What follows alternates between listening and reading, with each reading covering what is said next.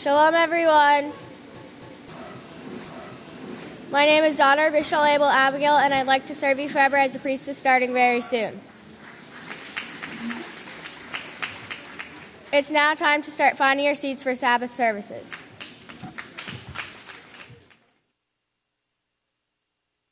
Shabbat Shalom, everyone. My name is daughter of Yisrayl, and I would like to serve as a priestess very soon. I would like to introduce you to the sons and daughters of Yisrayl now entering the sanctuary. With this, I'd like to turn over to the priest.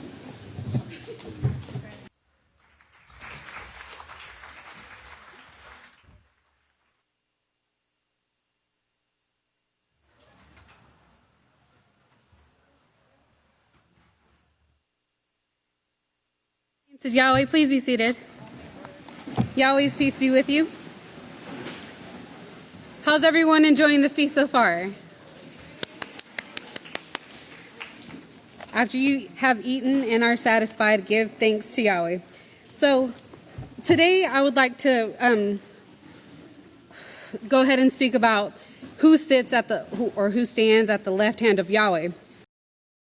Now I want to ask two questions just to get our minds pumping. So first question is, are the writings in the book of Yahweh a small thing? I'm sorry, what was that? No. And does any being other than Yahweh able to foretell the future? No, definitely not. Yahweh is the only source of power, and there is no other. So I'm just going to read 2 Kepha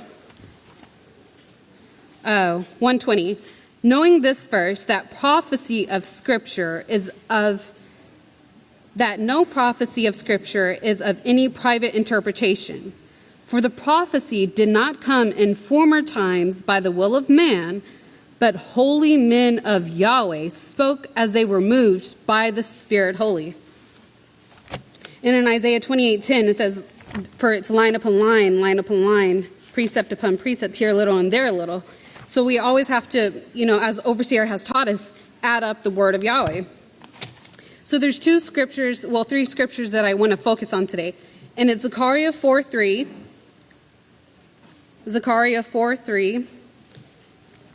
Revelations 11:3, and Daniel 12:5. So just to go ahead and refresh, the 2088 from the Strong's Expanded Exhaustive Concordance of the Bible, it says, just the underlined part, the one, the other, this man on this side, on that side. Great. So looking over to Zechariah chapter 4, verse 3, and it says, speaking of the two olive trees, there's a seventh lampstand, and it's the works of Yahweh.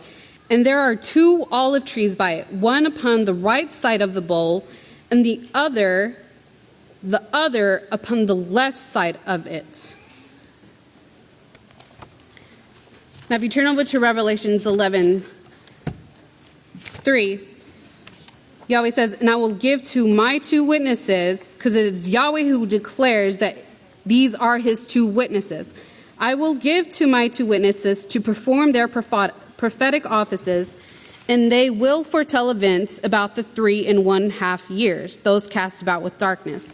In Daniel 12:5, then I, Daniel, looked, and behold, there stood two others, one on this side of the bank of the river, and the other on that side of the bank of the river. And the two olive trees. So who is the olive branch? The 2088. Emptying the golden oil through them, 2088. The man on that side and on this side, the two witnesses that Yahweh has declared are his two witnesses. Now, so who stands on the left side of Yahweh? Yisrayl Hawkins, that's right. Who stands on the right side of Yahweh? Yeshua, that's right. All right, so check this out. Who is on the left is number 1074 in the Gematria. I know that's right. I know that's right. 1074. And let me just remind you that it wasn't until cars were invented that the license plates were invented, and this license plate is 1074 on the Last Day's Witness's van. Okay, now the Last Day's Witness, when we turn over to 11:3, he's given the prophetic offices to foretell events about the 3.5 years, which is the 1,260 days. Last Day's Witness, he's the only spokesman, and it's 1260s. Does that make any sense? I know that's right. Okay. Now, the last thing I just wanted to remind y'all, to bring to remembrance, is the two witnesses' new light, to wrap all this together. The man on this side, the man on that side, the two witnesses' new light, and the tag number on Overseer's other van is 322. May Yahweh be glorified. With this, if you would all please stand, I'll go ahead and pass it over to the next speaker.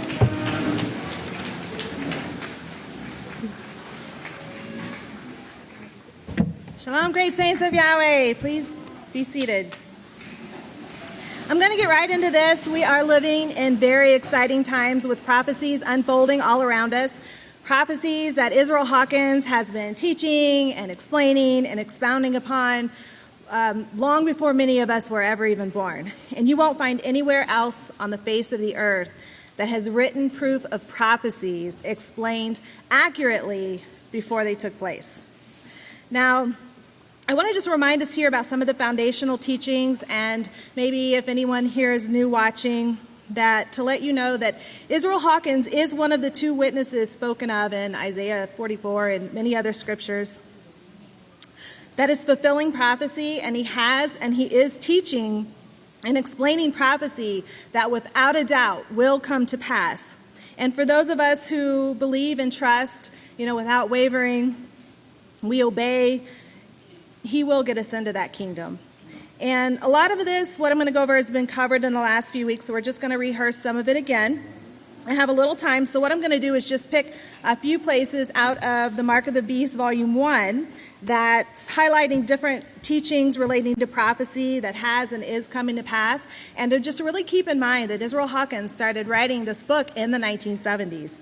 So I'm going to start in the intro, and I want you to listen to the confidence in his words. And it says, in the pages of this book, you will find past prophecies that have been fulfilled, and you will find future prophecies that have yet to come to pass. Each and every one of these prophecies has a very definite involvement in the lives of everyone living in this current age. The fulfilled prophecies of the past not only prove that we can definitely trust and base our futures on the prophecies that are yet to be fulfilled, but they make us more knowledgeable about the events that are to take place in the future, which is just in the next few years. These future events are true and correct, and it is certain that they will and are now being fulfilled to the letter.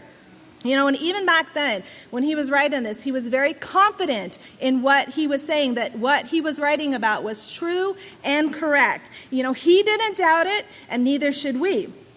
So the next place I'm going to be highlighting here is in chapter 1, page 4. Pastor writes about the last days, and he says, another way of realizing that we are now living in the last days is to read the inspired prophecy of 2 Timothy 3, 1 through 13.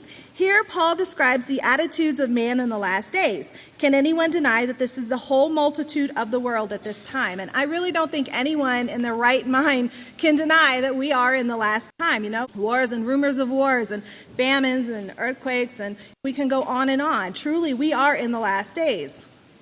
And he was writing about this in the 1970s. And I can remember in the 80s when I was a young child and going to a few different churches, and, when I lived with my mom, Baptist, and I didn't get any prophecies there. I left with some really cute Bible stories, but no prophecies. And Catholic, if I lived with my dad at the time, And when I went there, it was in Latin, so I didn't even understand what they were saying. Definitely no prophecies being taught there.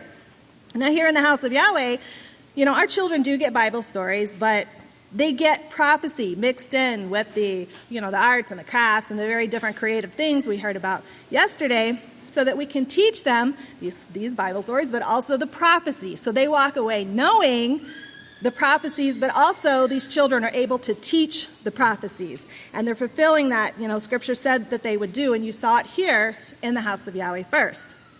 In these days, preachers are more inclined to say, I think we're in the last days, but yeah, that's obvious, but Yisrayl Hawkins was teaching about this time period over 40 years ago. He didn't use the news to tell him. He used the scriptures first, and then he would use the news to back up what he was seeing in the scriptures. And I know that some did try to explain prophecy, because Pastor says on page 46, speaking of Daniel's vision of the four beasts, he says that down through the centuries, men have tried to explain this awesome prophecy, but they become confused in their interpretations, and Yahweh tells why. He says only the Spirit of Yahweh can reveal prophecy, and we know that that's only done through his house. Yahweh only works through his house here at the House of Yahweh. And he goes on to explain the four beasts in Daniel 7 in detail. And these really troubled Daniel. And Pastor breaks down why that is. And we're going to talk about chapter 5, the United States and prophecy. Page 57, he writes, the only nation in history rising where there are no peoples, multitudes, and nations in the United States. Therefore, the United States of America is the second beast that John saw in Revelation 13:11. And literally, as I was going through this about a week ago, it was right at the time when President Trump was getting ready to go to the United Kingdom, and I got a news alert on my phone, and I clicked on it. I had the mark of the beast sitting in front of me. I was going through this speech, and I clicked on it, and there was a news article about when he would arrive there, the cars that they had prepared for him, and the car that he was going to be riding in. And the car that he was going to be riding in is called the Beast Car. And then down here, it's given the motorcade, and it says, these are the words. It says, the Beast carries the president. That was the name of the car that they had given him to ride in. So I just thought that was really relevant. I'm like, yeah, so going in my speech with this. So I just thought that was interesting.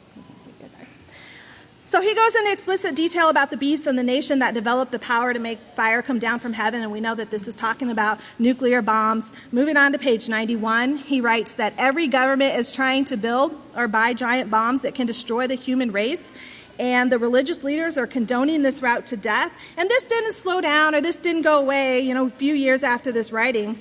It can continue to get worse with the arms race and them building them bigger and better and stronger, to the point that, 40 years later, mankind is capable of destroying every life on the face of this earth if Yahweh allowed it. And this was all according to prophecy, and it was all written about beforehand. Chapter 10, he talks about the two witnesses. He breaks down Isaiah 44 and shows who they are, the work that they would do. And we here in the House of Yahweh has seen this prophecy fulfilled firsthand before us, and the proof is all there. It's all in there. Chapter 10, he goes into the rebuilding of the temple, which we're still watching with eagle eyes to come to pass, and pastors bring in the news clips to show us that this is in the works. He's bringing the sermons to have the details brought to cross-reference these details that can only be given accurately by the House of Yahweh. Towards the end, he talks about the way of escape, Yeshua's return, and the work that will take place after. So I just really want to encourage everyone to read the Mark of the Beast, volumes 1 and 2, as we've been being encouraged to read this, because these things are taking place. They are being fulfilled right now and still being fulfilled. And the House of Yahweh is the only place that can bring these prophecies to us accurately, and that we can trust and obey that. So always know that you heard it from Yisrayl Hawkins at the House of Yahweh in Abilene, Texas first. Praise Yahweh. I'll turn it over to the next speaker.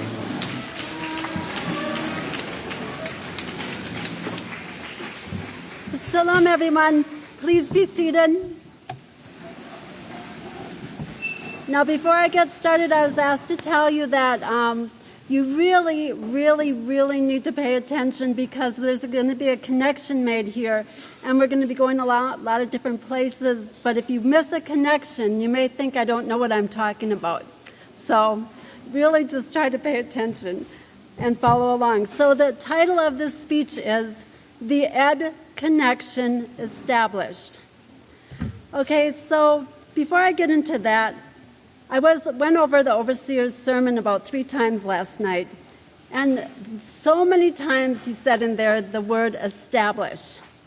And my mind went to Isaiah 7:9, which says, if you will not believe, truly you will not be established. Yachanan 6:29 says, this is the work of Yahweh, that you believe in him whom he has sent. So we see we're believing into Yisrayl Hawkins. And believe means putting your hand to the work that the overseer was commissioned to do. And that's in Zechariah 6:12-13. Behold the man whose name is the branch. He will build the house of Yahweh. So let's get right into this Ed connection. The other day I told you that the number 5707 is the Hebrew word Ed. Now, when I went to the overseer, he didn't, I just don't know what he thought. But when he called back, he said, I had 2 uncles named Ed. And they didn't say much else, except he said, one was my mother's brother, and the other was my father's brother. So then that was the end of the conversation, I think. And I said, he never says anything for no reason. So let me put this in the gematria. 2 uncles are named Ed.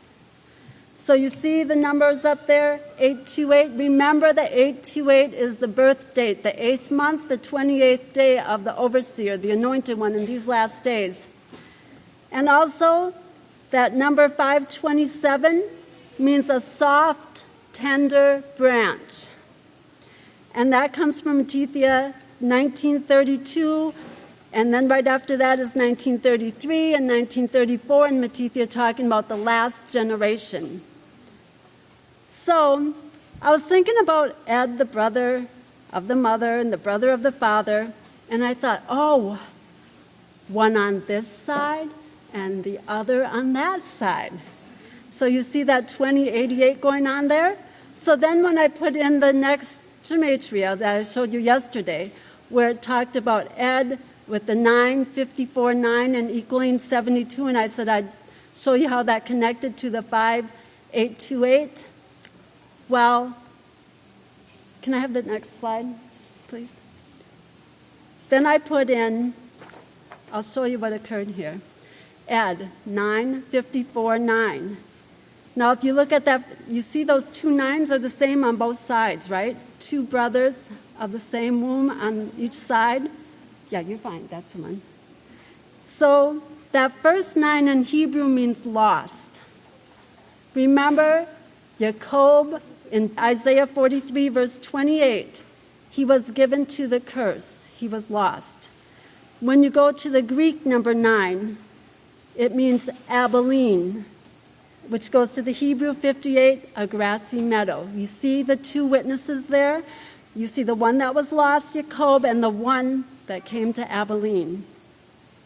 In the middle is 54, and that means Father of abundance, pure, innocent, clean, perfect. Now let's look at the next connection that shows us the helpmeets, that number 72. Number 72 comes from 68 and 5828. You see that? There is the helpmeet, that 5828. That's us, the holy women of Nu. It means to establish a family, a stone to build. And it goes to build the house of Yahweh. Now you see that stone of help up there? That's the way it's written in the Strong's, stone of the help. So can I have that next gematria for that? Who is that stone of the help? Holy women are stone of the help. You see that 322? That once again is showing you that we belong to Yisrayl Hawkins. That 322 is his tag number on his van. That is only his, that identifies him. So we see now the definition for establish.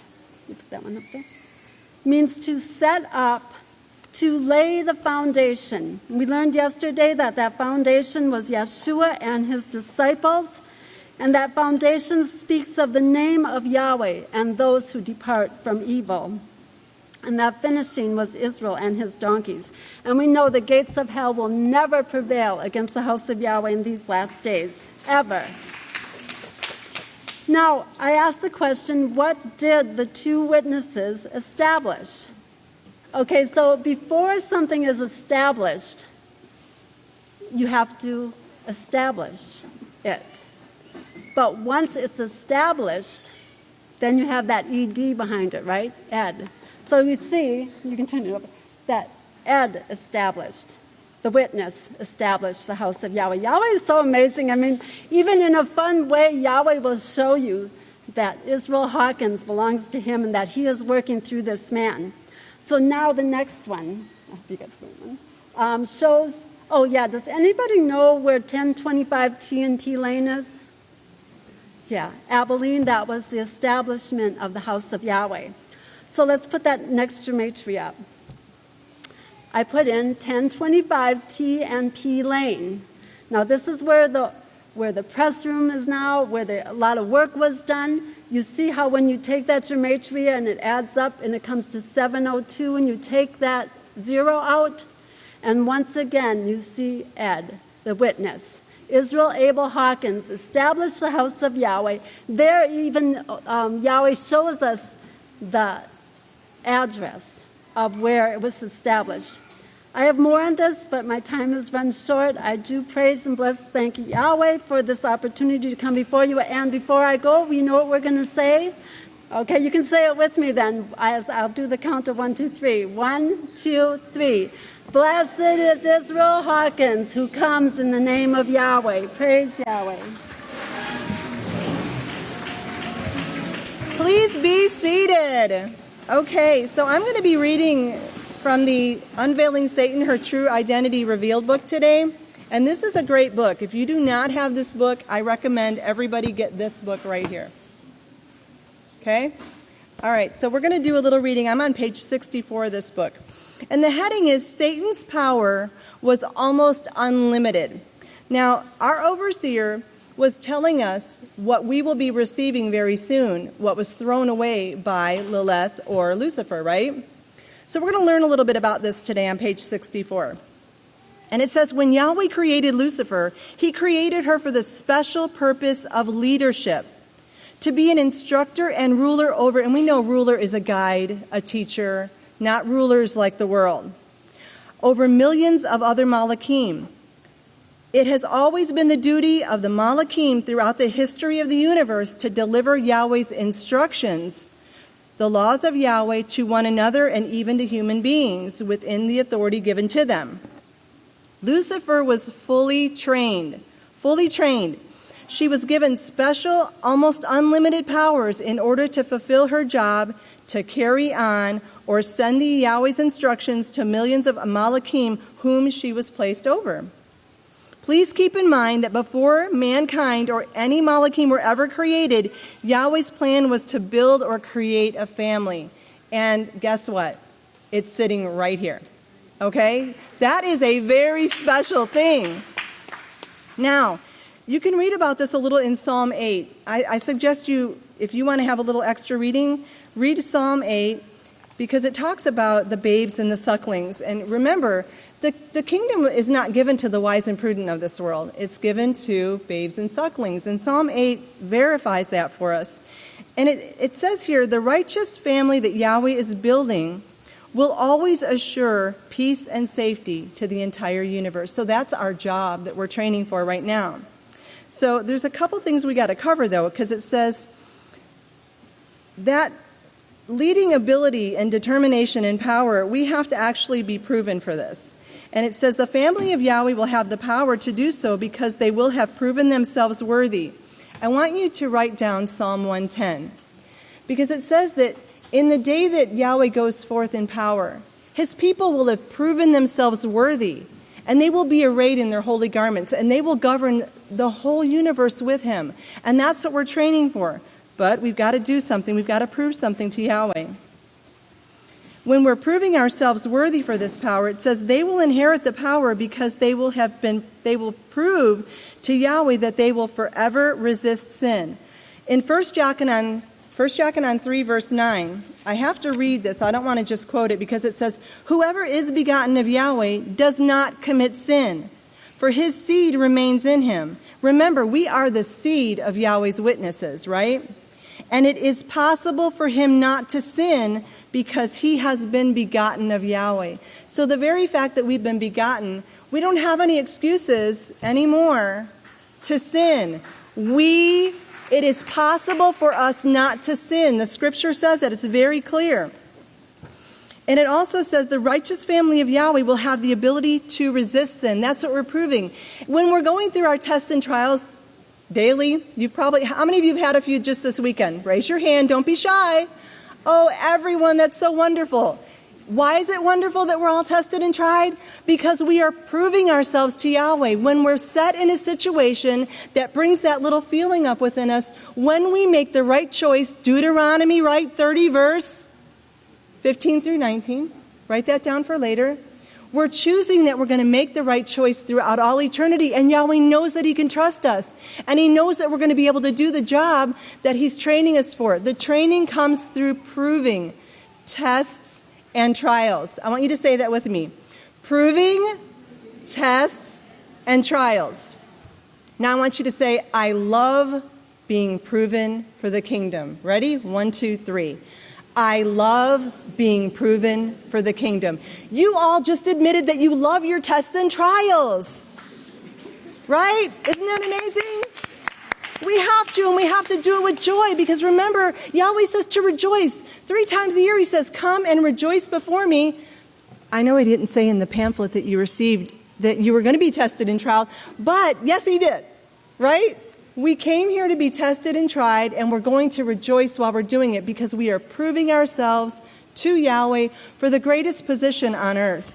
Now, I want to show you a gematria, and I put in the gematria, who is unveiling Satan in the last days? Who is unveiling Satan in the last days? And the numbers that came up were 399, 3187, and 2394. And in Strong's Hebrew Dictionary, 399 is to accuse, devour, eat. And we know that Satan is she's actually head of the beastly system that accuses and devours, right? So you can see that this goes right along with it. Now we know that it is talking about Satan here. And then number 3187, it says to sprout, used as a denominative from 3188 to enroll by pedigree. So who's Yahweh choosing to unveil Satan? Do you see it? Remember when our names were called out? Do you remember the genealogy series? We are the seed of the 2 witnesses, and we are the ones that are going to be used to unveil Satan in these last days. We're doing it. That's why we're hated, right? We have to prove to Yahweh that we're going to stand under these tests and trials. The last number was 2394, and it's a feminine word. It's a feminine word. Feminine of 2392, vehemence, usually in a bad sense, force, mightily, repair sharply. And we know that Satan is a female mighty force. She is, but we are proving that we are going to stand strong against her ways. Now, I took these 3 numbers, 399, 3187, and 2394, and I added them together, and I divided them by 3, since there were 3 numbers. And it came to 1993. And we know the year that the peace treaty was, right? 1993. But what does that word mean in the Hebrew? 1993. It says compare 1949, to make a loud sound, hum, in great commotion or tumult, to rage, war. Now remember, there was a war in heaven, right? And it was getting ready to occur. It was starting to occur right before when we had that signing of that peace treaty. We are proving that we will not war. Satan is for war always. We are for peace. So let's do our best to bear up under our tests and trials, knowing that we are the seed of the last witness, Yisrayl, and we can do this job. Praise Yahweh. So without any further delay, I'd like for you all to please stand as we turn it over to the great priest in Yahweh's house. Praise Yahweh. At this time, if you would please remain standing, we'll have prayer.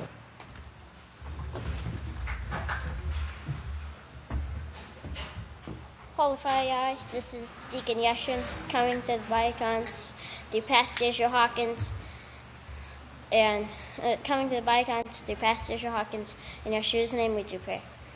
Please bless the food, please heal sick, please help to be obedient, please bless the food, please bless all the people who are trying to come to your house that they may come safely.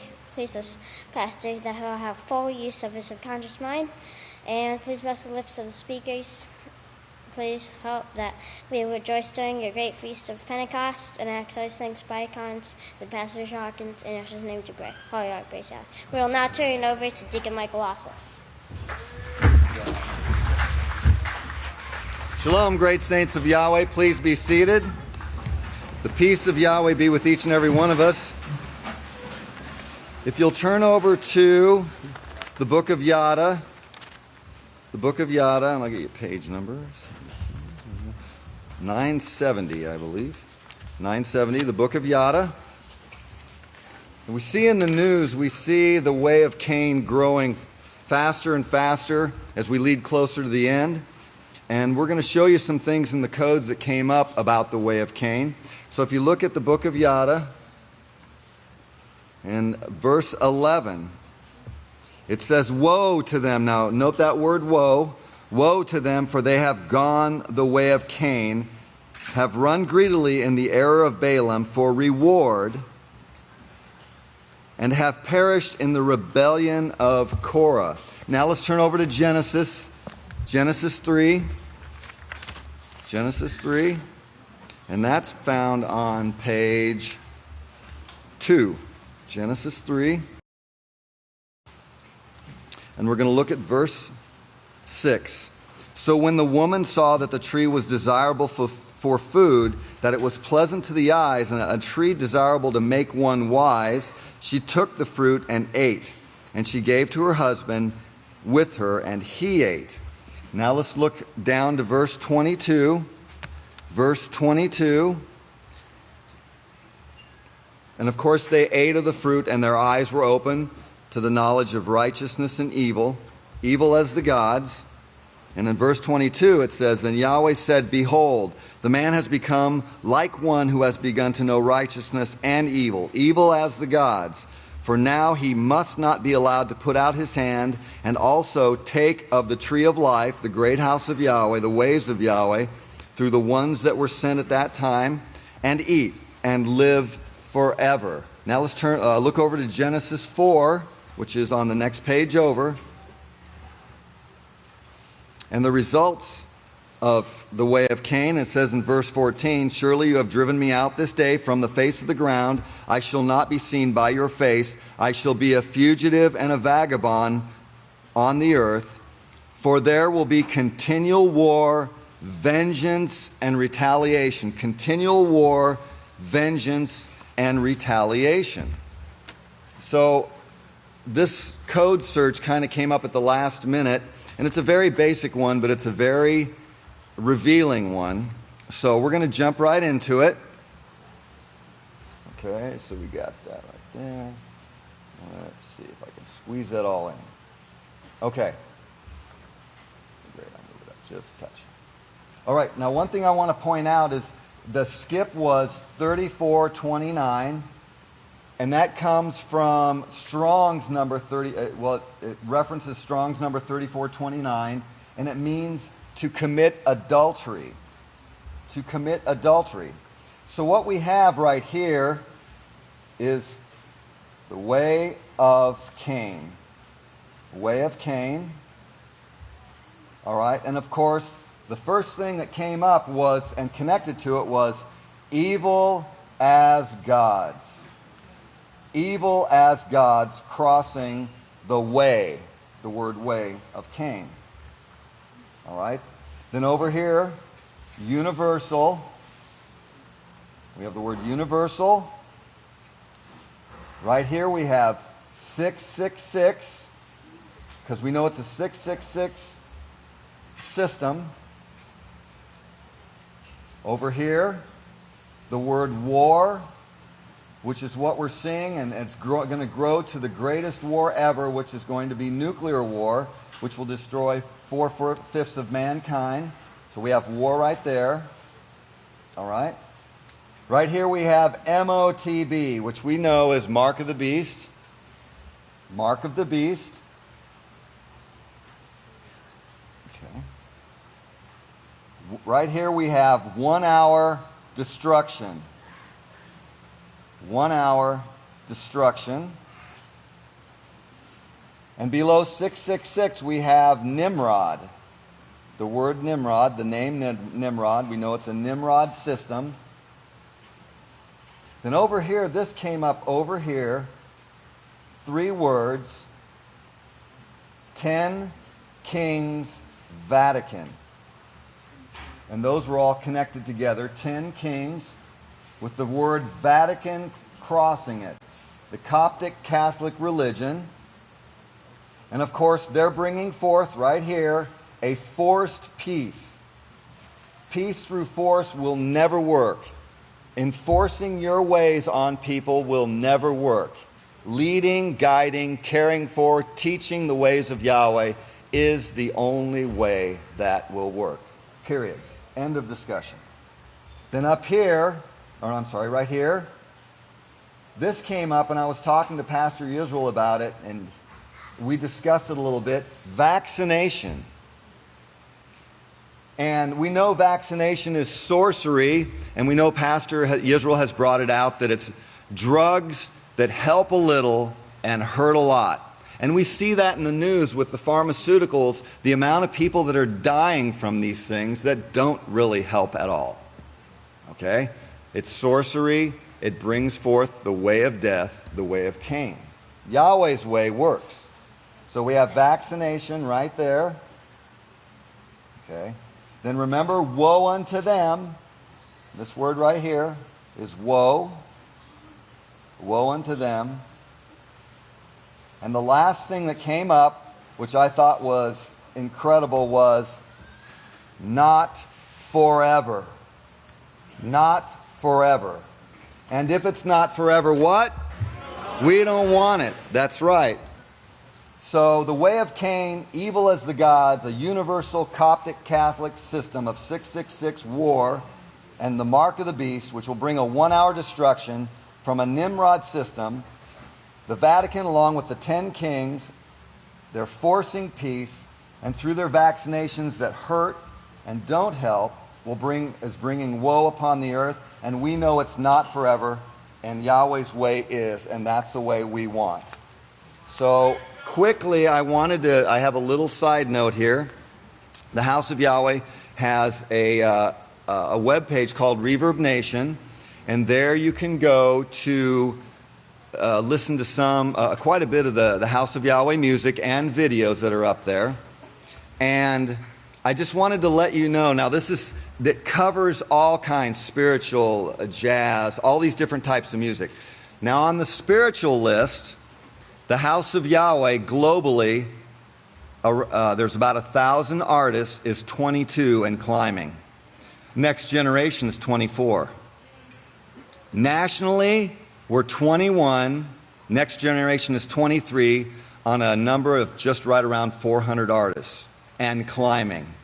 There's nowhere else on earth you can get real Yahweh music that helps and doesn't hurt except at the House of Yahweh.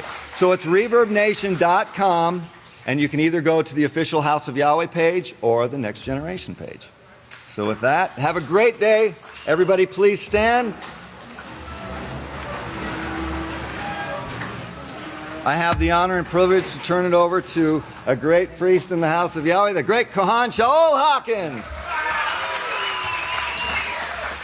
Shalom, brothers and sisters. Please be seated. We're going to jump right in here today where we left off yesterday, which was about the shutting down of the 7-year plan and the why, and what else was going behind it here. It's really, really amazing. Be turning over to Daniel 9:27 again.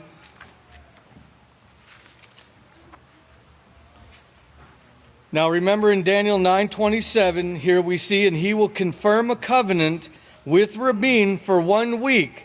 That's that 7-year covenant, the 7-year so-called peace plan with Rabin that was signed on the White House lawn. If you remember, we went over those details yesterday.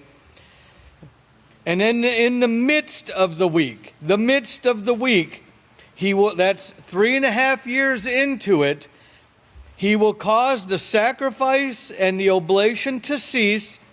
Instead, he will cause the prevalence of the Lord of heaven or the Queen of heaven, even until the destruction that is determined will be poured out upon the desolator. Now we see in the midst, 3.5 years in, and then that would bring you to 1997 when the doors were opened for the 7th Malach to begin blowing the trumpet in Zion. And while Pastor was in Israel, we watched as he caused the sacrifice and oblation to cease, and instead causing the prevalence of the Lord of heaven. We're going to see what stopped and what took its place, because it says, look at that word there, instead. So something was replaced there. This 7-year agreement was replaced. Now also keep in mind what we had already learned, that about 3/22/97 was the closest approach of Comet Hale-Bopp. And we don't have time to go through all the things with the comets, but this actually started in 1992. Remember, Shoemaker Levy, I believe it was 92, the Great Kohan said, started on its trek over to the planet Jupiter, hitting it and breaking apart and hitting it in 94. Then shortly after that, out from behind comes Hale-Bopp, and Hale-Bopp makes its closest approach there in 3 of 97. Turn over to Revelations 12 for the explanation of all that. And we see in verses 7 and 8, there was war in heaven, and there had been war in heaven, as the Great Kohan brought out yesterday, showing us, and these are legal battles with words in the courts of heaven. And there's also physical battles going on and beatings down. Just like on earth, we'll see there's actual wars that take place, not in Yahweh Shema, but with the inhabitants of the universe, because it goes on earth here, as we're going to see. But then in verse 9, she's cast to earth. Well, look at verse 8. But did not prevail in the heavens that Yahweh established her in. Did not prevail, neither was their place found any more in heaven. There was no place for them. They had nothing to stand on, no defense. So she's cast out, that old serpent called the devil and Satan, who deceives the whole world.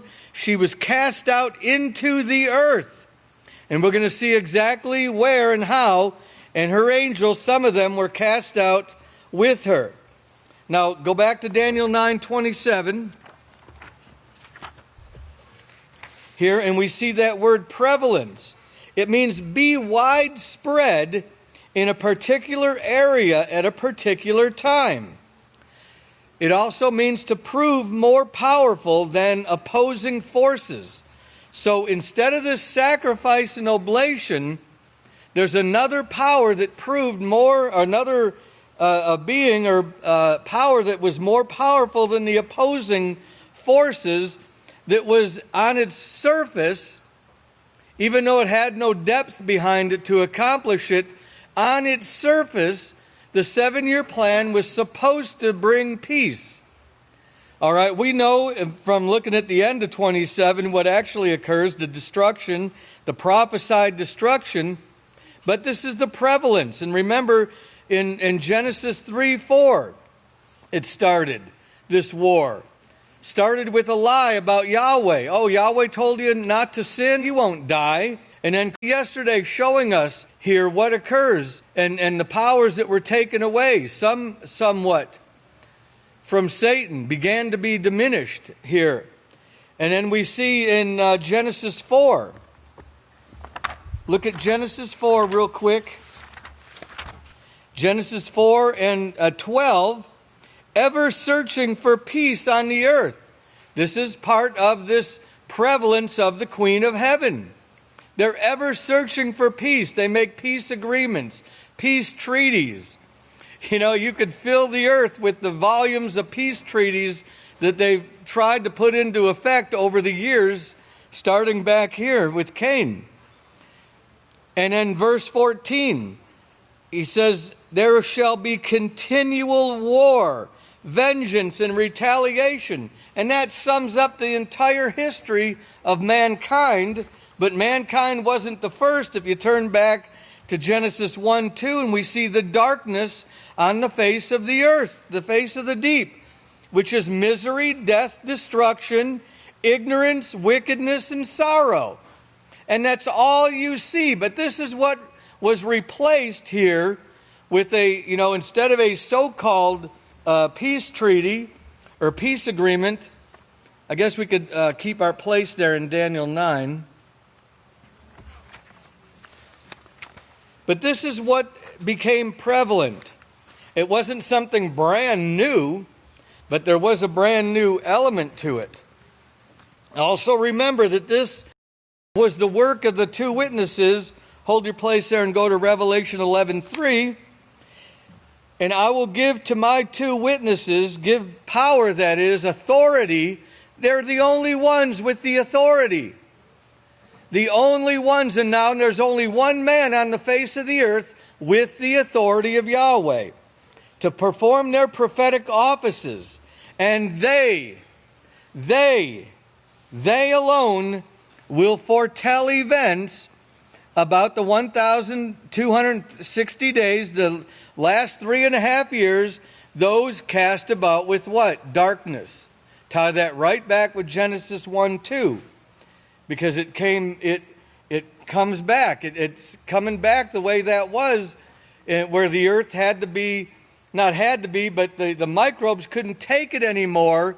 And so they flooded the earth that first time because they just couldn't survive. The things got so far out of whack. Well, now it's mankind's turn to follow in the pattern of the gods, the prevalence of the Queen of Heaven. Now, I'm going to read you from a sermon Pastor gave in 2006.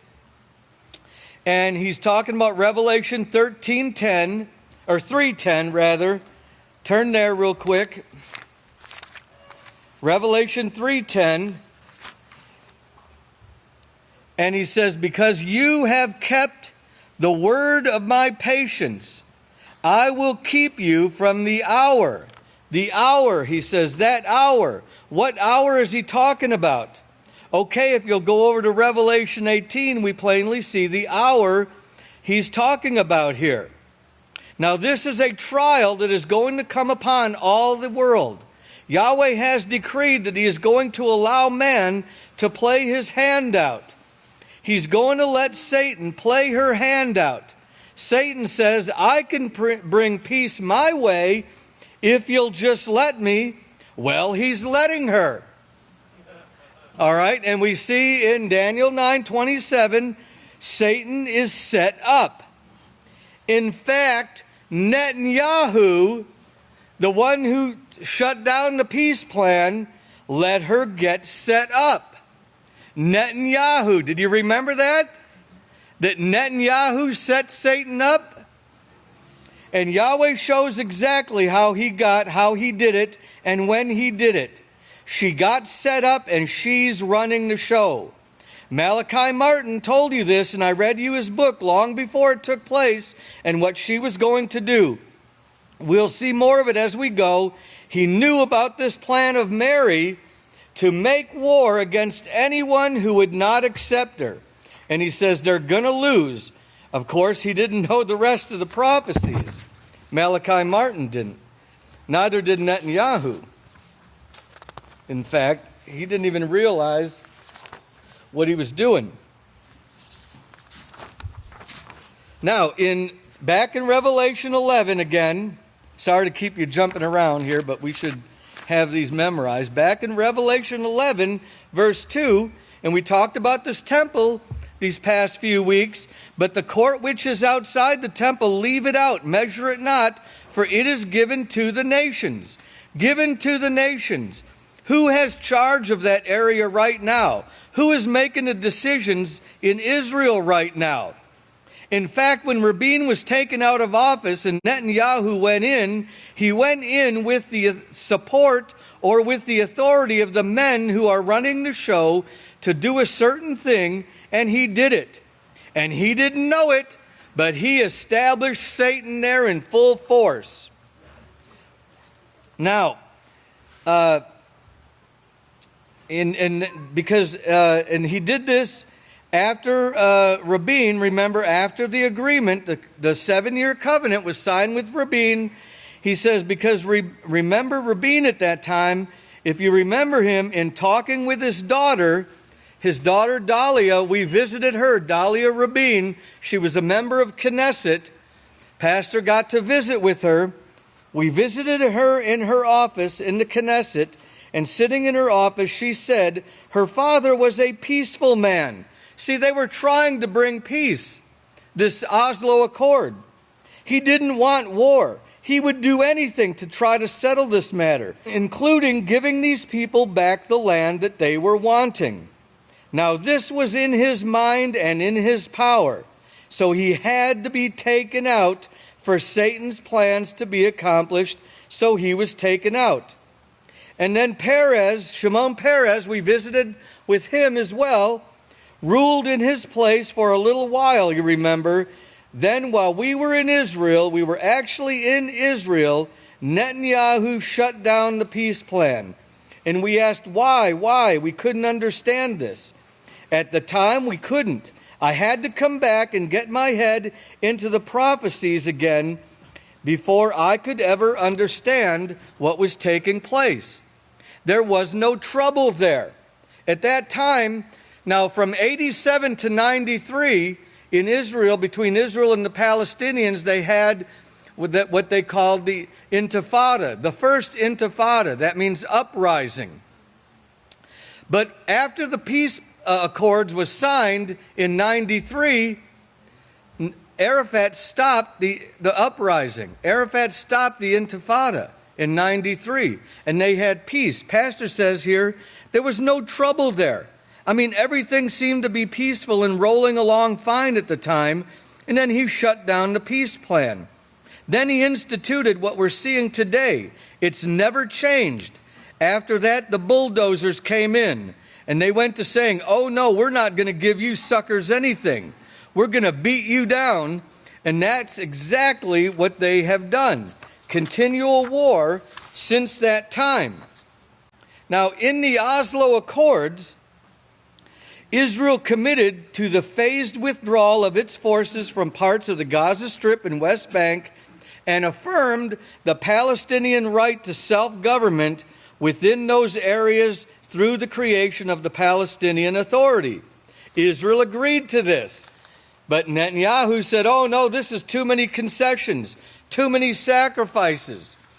It started with the building of that neighborhood in Har Homa, blocking the way in between Jerusalem and Bethlehem, which was going to be a major artery through the West Bank. Because if you look at a map, it almost looks kidney-shaped, and there's a little narrow area, and he was going to block that off, cutting them off, the northern part from the southern part. All right, and this is what he did. And then this was started in 97 and continued on. Then in 1999, Pastor visited with Akrama Sabri. He is the head of the Islamic Religious Trust called the Waqf. Because remember, Khan Yedidia brought this out years ago, how the Jordanians held control over the West Bank, and they still claim it because that was actually part of Jordan, and the Temple Mount. Well, this man that we met with was the head of the Waqf. Now, this is in 1999. And he was the one that governed the Temple Mount. Pastor showed him the temple brochure. He went over it with him in detail. And the man said, you know, this would work. If we could educate all the people in it, because people, when they immediately saw the picture of the temple there on the Temple Mount, they immediately assumed it was involving the destruction. They didn't look closely at the picture of the Dome of the Rock, and they thought it destroyed Al-Aqsa Mosque, which is actually on the far south end, and the temple's on the far north end.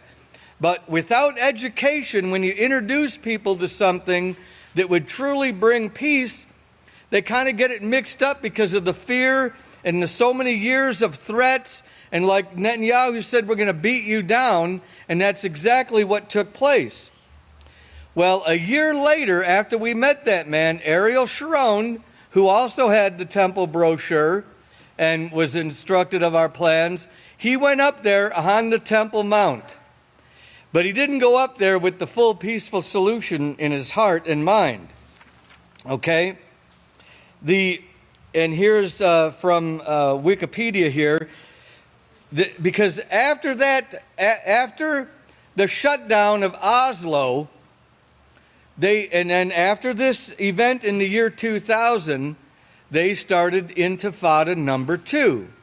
All right, another uprising, which had to be put down with heavy army force from the Israeli Defense Forces. They had to squash them.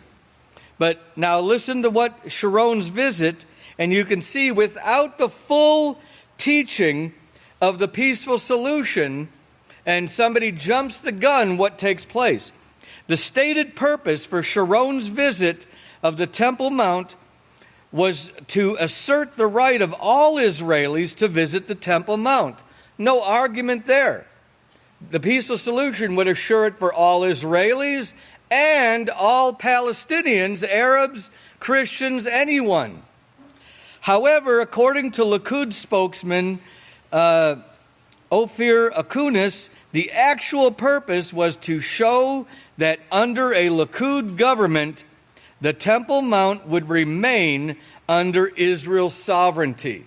So he was going there with that in mind. Or others in his party were going that in mind because they didn't, all Israelis didn't accept the Oslo Accords. They have politics there like we do here, the left and the right. Well, it was the left, the Labor Party, that started Oslo. The Likud party disagreed with it completely. Benjamin Netanyahu from the Likud party, Ariel Sharon from Likud. And they were fighting against Oslo. The prevalence of the Queen of Heaven, the war, the continual war. This is what comes about without the full education. And remember, Shimon Peres's own words were, you've got to watch the teachers. Well, we didn't even get hardly an opportunity, although we met with a group of about 50 teachers. The process was only getting started in teaching the peaceful solution, how to get along with one another, like we're learning here in the House of Yahweh, changing the hearts and minds. It had barely got going before other political forces, the prevalence instead, Netanyahu sets up the prevalence of the Queen of Heaven, the Lord of Heaven, which is the way of Cain, like the great deacon just brought, continual war. And that's all we've had throughout this midst is continual war. Well, that's all the time I have. Next time we're going to hear about the plans and the actions of Yahweh's last witness and how it's going to end up bringing about what's in Daniel 9:24 and Isaiah 2:4, that they will learn war no more. Praise Yahweh. With that, if everyone will please stand, we'll turn the services over to the great Kohan Benjamin Hawkins.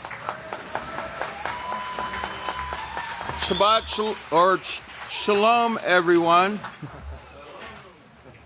Yahweh's peace be with you all. Please be seated. That does take a lot of practice. Oh, man. Whew.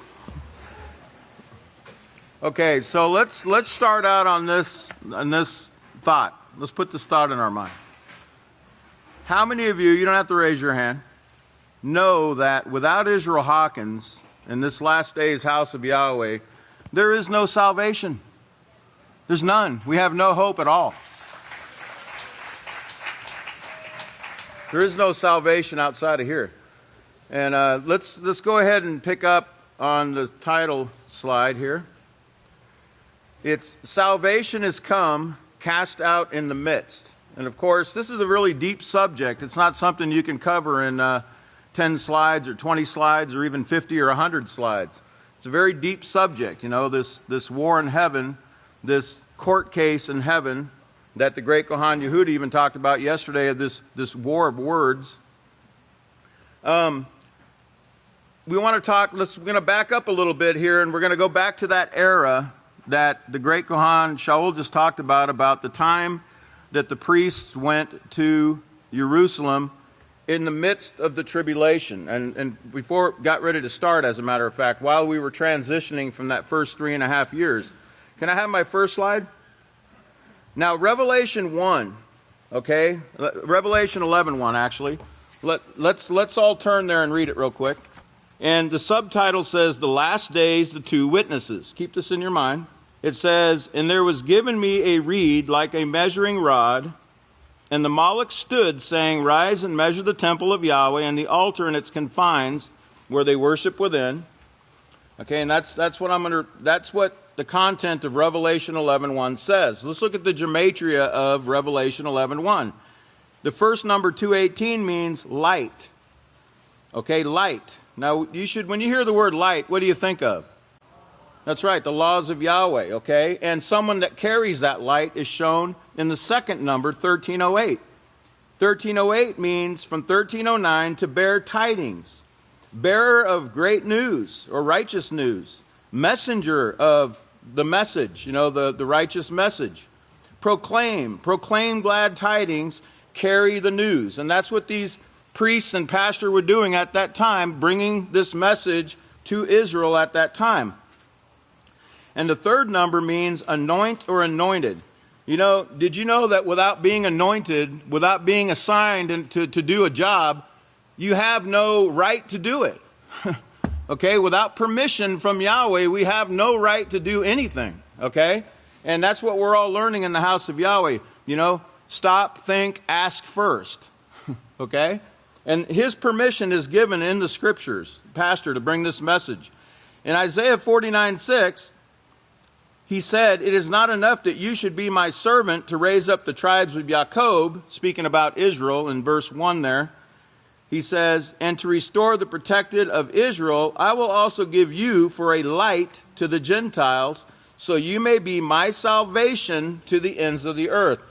Now, you remember what the great Kohan said a few weeks ago about the nation of Israel. There's embassies in Jerusalem from every nation on earth, okay?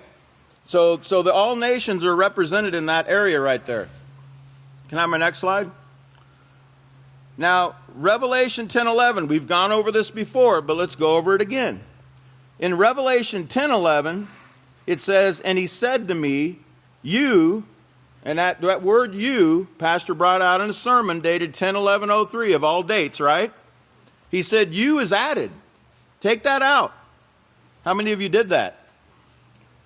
It says, what it should actually say, And he said to me, Must prophesy again before many peoples, nations, languages, and kings. Now, when you put that in the gematria, you'll get the number 3479. And to back that up, in Matthew 24:14, it says, And this message of the kingdom will be preached to all the world by a witness to all nations, and then the end will come. And notice, when you put in the Matthew 24:14 preacher, you get the same number, 3479, and lo and behold, it says Kohan Benjamin. No, it doesn't. It doesn't have any of our names. It has the one sent. It has his name right there. You see that? Yisrayl. They even spelled it right, almost. Okay, so we got to get it out of our mind that we're going to teach this man anything. We didn't come to the pillar and ground of the truth to show the pillar and ground of the truth a thing. We came here for salvation. We came here and said, I don't know a thing.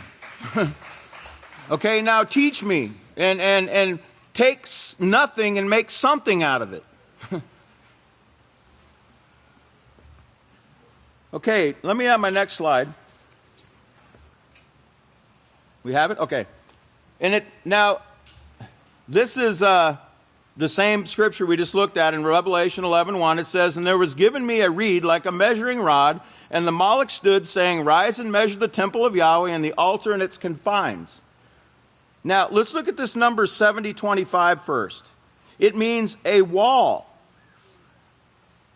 as enclosing both inner and outer, of flat side of the altar.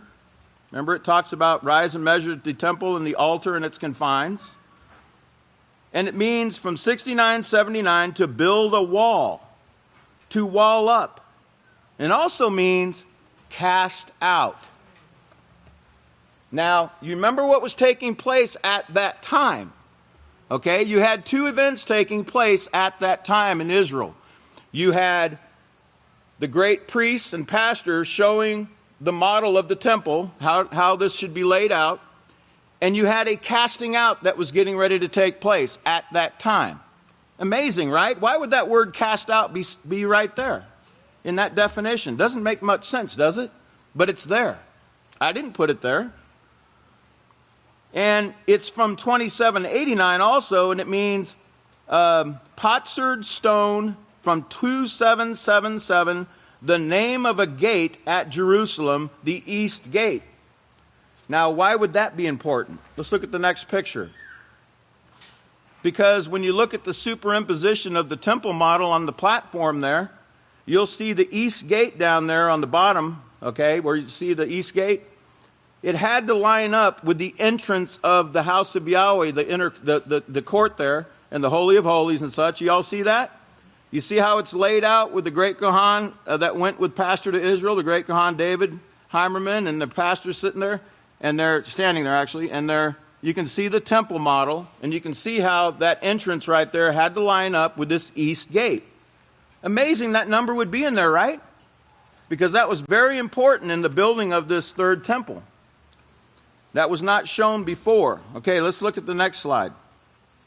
The next number of that gematria is 7494. It means quaking, shaking, commotion, trembling, tumult. You know, that's also what you see in the word trumpeter. Some of those definitions, a trumpeter, stirring the people up, stirring them to action. But it's also matching the definition of 1993.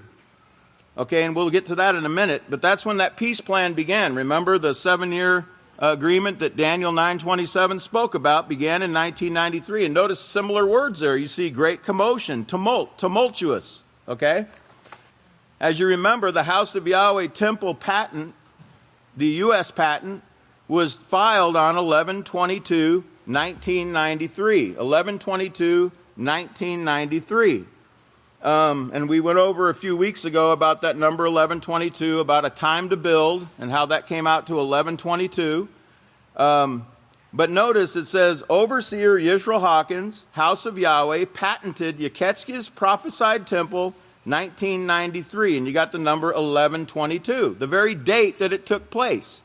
And 1122, if you remember, it means what? To build. Yes, I heard it out there. To build. It means to build, to restore, to rebuild. It even means rebuild.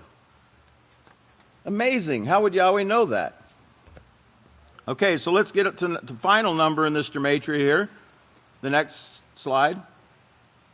Okay, it says, and there was given me a reed like a measuring rod. Again, this is the third number here. It's 1249, and it means a servant, minister, servants. Remember, there was pastor that went with the other two priests, the great Kohan Shalom, the great Kohan David, on this particular trip. One who executes the commands of another, a teacher, pastor. From 1377, now get this. These preachers out here, most of them for the most part, they're not persecuted.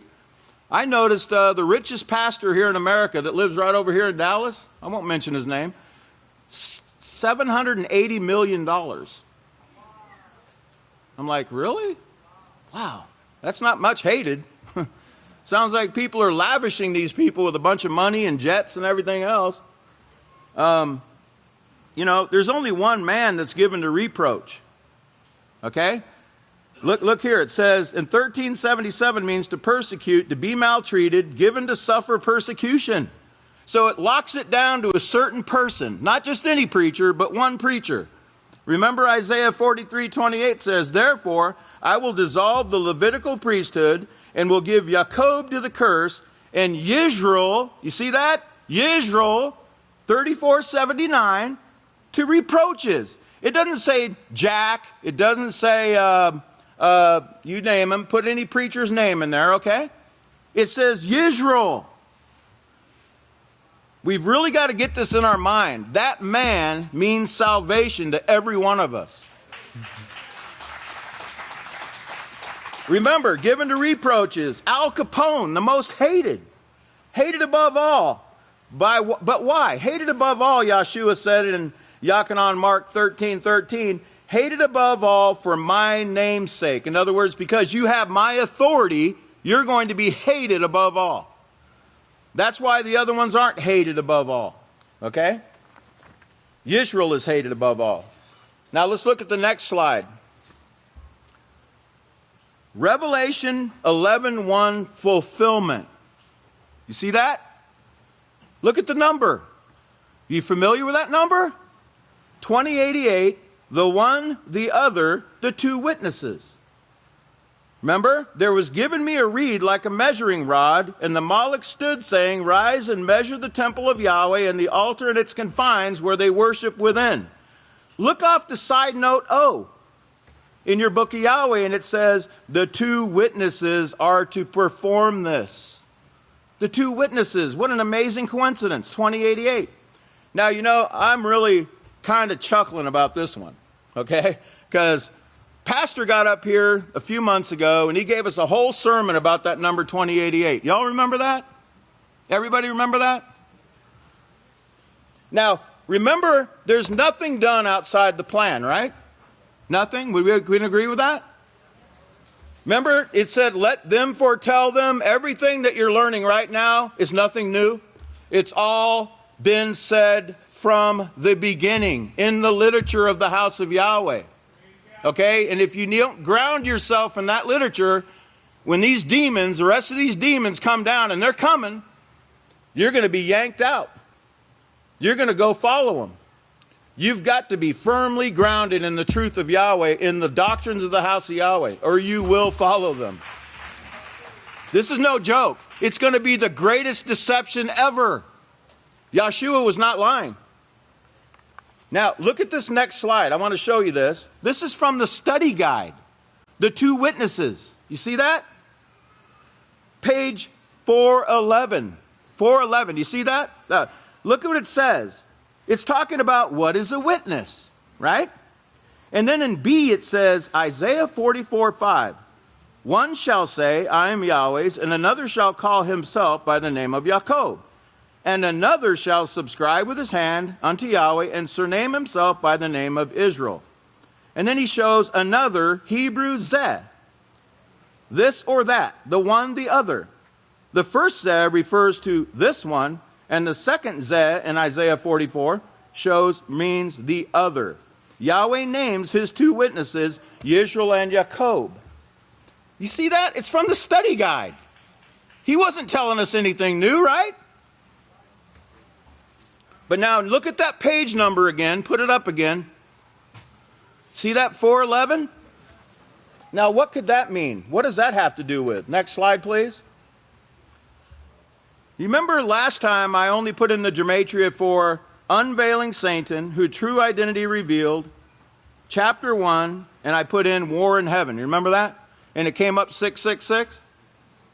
Well, this time I put in the same thing, but I just put salvation has come, the second part. Notice what you get. 4777 means rebellion, revolt, means to rebel. The second number, 4338, means deliverance, salvation. Oh, what a coincidence. He's talking about that very thing in the title, right? And then 723. It means to gather or to pluck. It's from 717. But 723, does that ring a bell? Isn't that the last day in the war in heaven? Remember that? 723, when it didn't get bombarded the Sabbath day. You remember that? You remember that? The war in heaven from 716 through what? 722? And then 723, nothing occurred. You remember that? Revelation 12:10 says, "And I heard a loud voice saying in heaven, now is come salvation, for the accuser of our brothers is cast down." Well, I won't go into deep detail about this, but that voice of a Revelation 12:10, see his tag? You see his tag? Well, what did he write in that chapter? He's the one that unveiled Satan, did he not? This is part of the revealing and the casting out of Satan. This is part of it. Okay? He's the one that wrote the book, along with 50 loyal members of the House of Yahweh. Now, let's look at what occurred on 4/11. Can I have my next slide? Remember that number 4/11. We're not going to get deep into this, but in May of, this was from May 97, it says, "A coincidence. While plotting the paths of Comet Hyakutake during the month of April 96 against the projected path of Comet Hale-Bopp during the month of April 97, an almost perfect cross is formed where they intersect at almost a 90-degree angle. Furthermore, both comets cross this point on the exact same day of the year, 4/11. 4/11. Do you see that? April 11th or 4/11. In other words, on April 11th, 96, Comet Hyakutake occupied the same spot in the sky that Comet Hale-Bopp did on April 1997. Now, what is the point? Where is this point in the sky that they crossed? This point is in the constellation of Perseus, who holds the severed head of the Gorgon Medusa. This intersection point just happens to be the middle of the head of Medusa at the eye. This eye is the star Algol, not Al Gore, Algol, okay? Therefore, in Greek mythology, these two comets intersect on the same day in different years, forming an almost perfect cross in the eye of Medusa. Traditionally, according to the Star Lore Handbook, Algol is the most malevolent, that means evil, star of the heavens. More interesting is what the Hebrews called this star. They called it the head of Satan. The head of Satan. Let's look at it. Can I show my next slide? There's an illustration of it right there. You see the severed head of Medusa there? With the snakes coming out of her hair? That's what Medusa was. I'll show you that in a second. The severed head of Medusa, and that star Algol there is one right center. That's where they crossed, right there. Like a crosshairs, okay? Like in the crosshairs. You can see to the right there, it has the crossing point right there in the star Algol, in the head of Medusa. Let's find out who Medusa was. Let's go to the next slide. Notice, crossing in the eye of Medusa. Remember that number there, 1674? The 666, this Nimrod system? The other number, 1327, means as cut off. As cut off. Remember, cut off the head of Satan? You following? As cut off. Greek 1327 means a meeting place of roads. You see that map where they both crossed? A meeting place of roads or paths that they were both taking. It was a meeting place right there in the center, right on target in Satan's, in the eyeball there of Algol, or in the head of Medusa. And it means a meeting of roads, a place where roads diverge, a thoroughfare, a way out through exit. And that word diverge means opposites converging. Remember, you had Comet Hyakutake. We're going to learn more about that because you got to learn about that comet to understand this. But it converged where Hale-Bopp did. Hale-Bopp converged where Hyakutake did the year before on the exact same day, 4/11.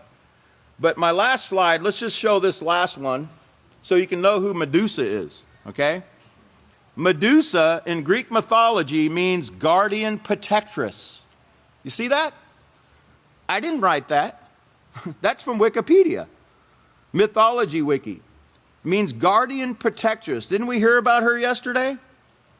The guardian protectress Medusa in the Gematria, 1974, it means halal. It's the word halal. Remember, to be bright, to shine, give in marriage, give light, worthy of praise. Remember Proverbs 31, the virtuous woman? She was that virtuous woman at one time. But now we have virtuous women here, right? That pastor's telling us about? The stars of Yahweh? Okay, now, notice also, you see the word deal there? You see the word deal? I capitalized it for you. Deal. Remember the deal of the century? You know what the word deal means? It means to divide.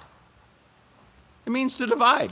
And we'll show you more about that later, but my time's up right now. But remember, this word 1974 goes to 1984, Hallel, and it's from 1966, which means Lucifer, Hallel.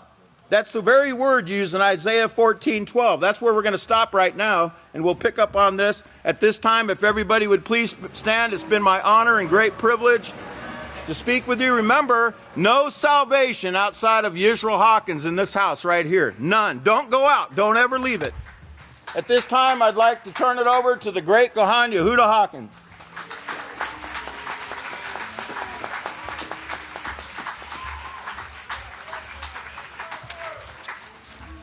Shalom.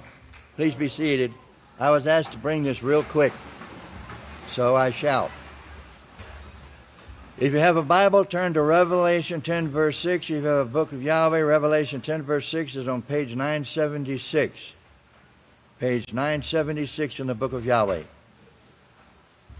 if my note is correct. Revelation 10, verse 6. And bowed to him who lives forever and ever, who created heaven and the things that are in it, and the earth and the things that are in it, and the seas and the things that are in it, that there should be time no longer.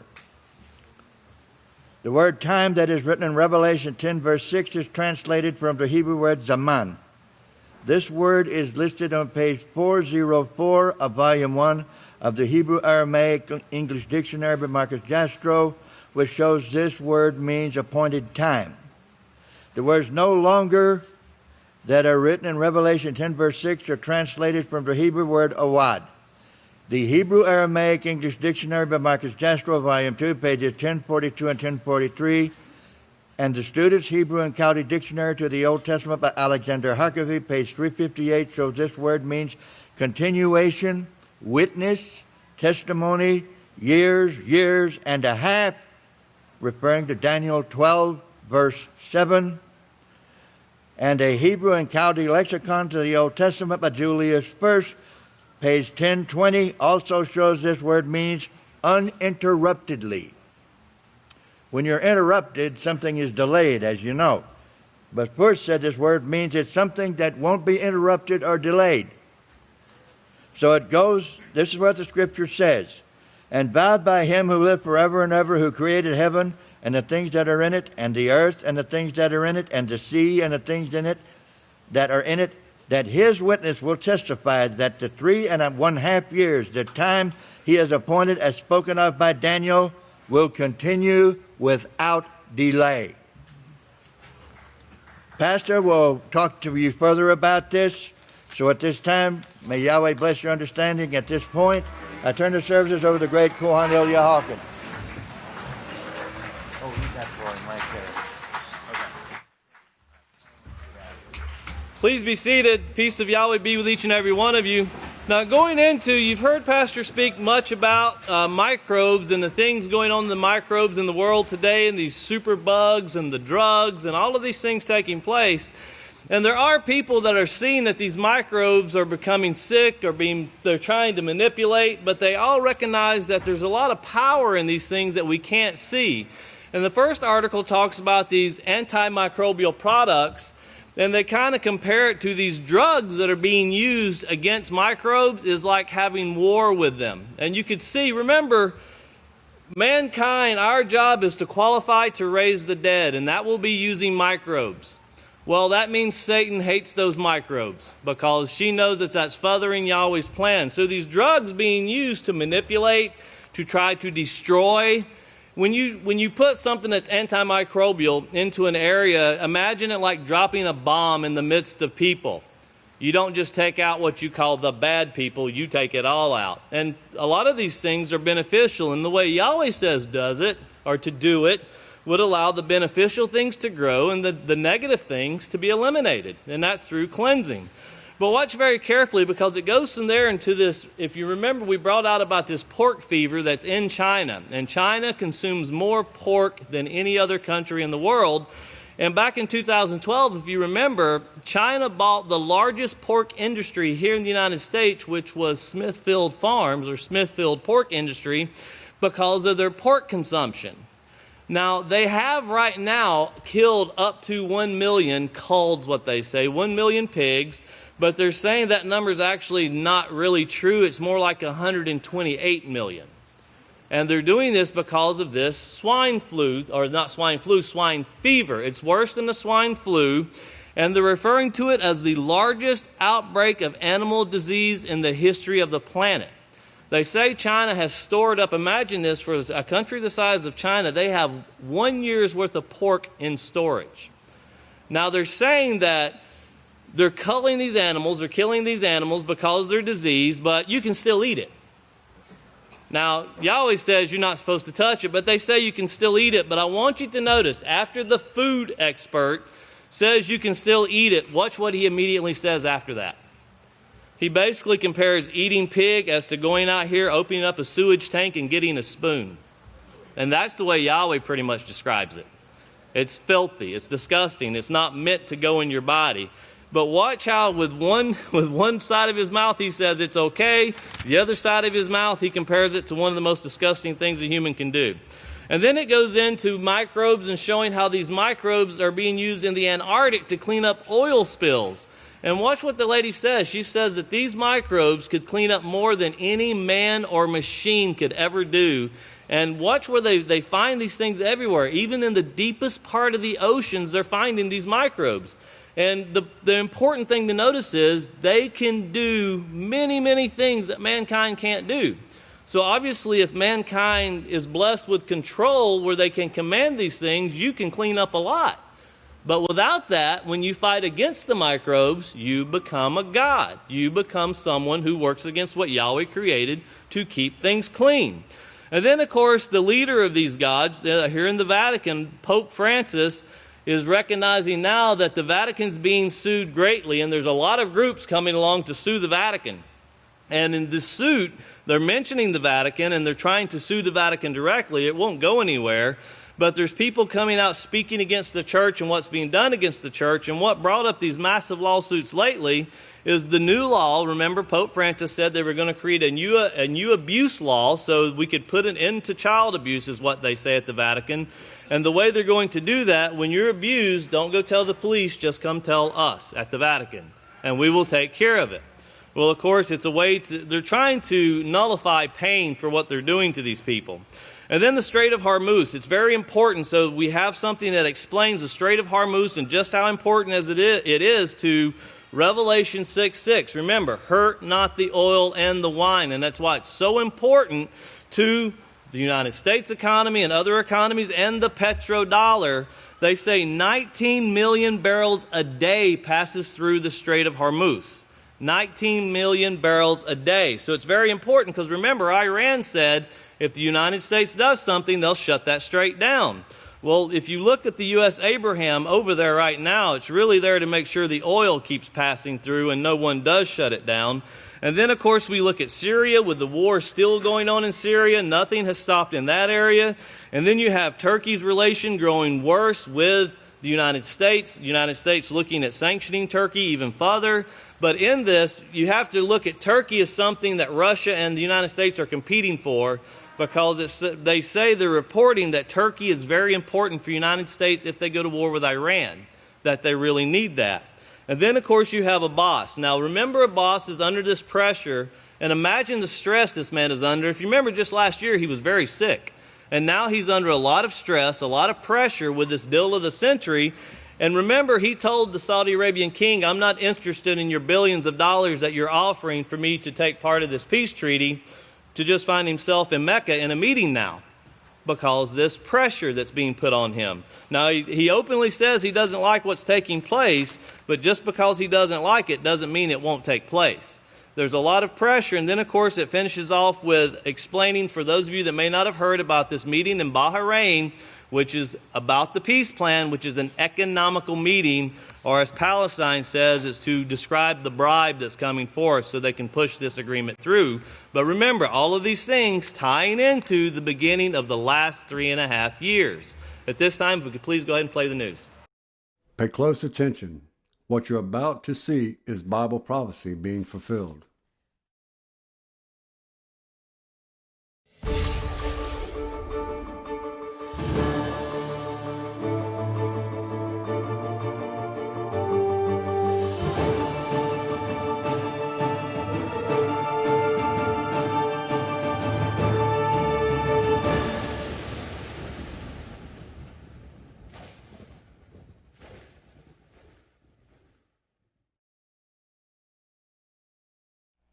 Welcome to another edition of YPN News, bringing you news as it relates to Bible prophecy and foretold by Yisrayl Hawkins. We're going to talk a little bit today about a crisis with pork, in fact, over in China where it started. There's apparently a new swine flu that is extremely deadly, killing pigs as fast as 10 days.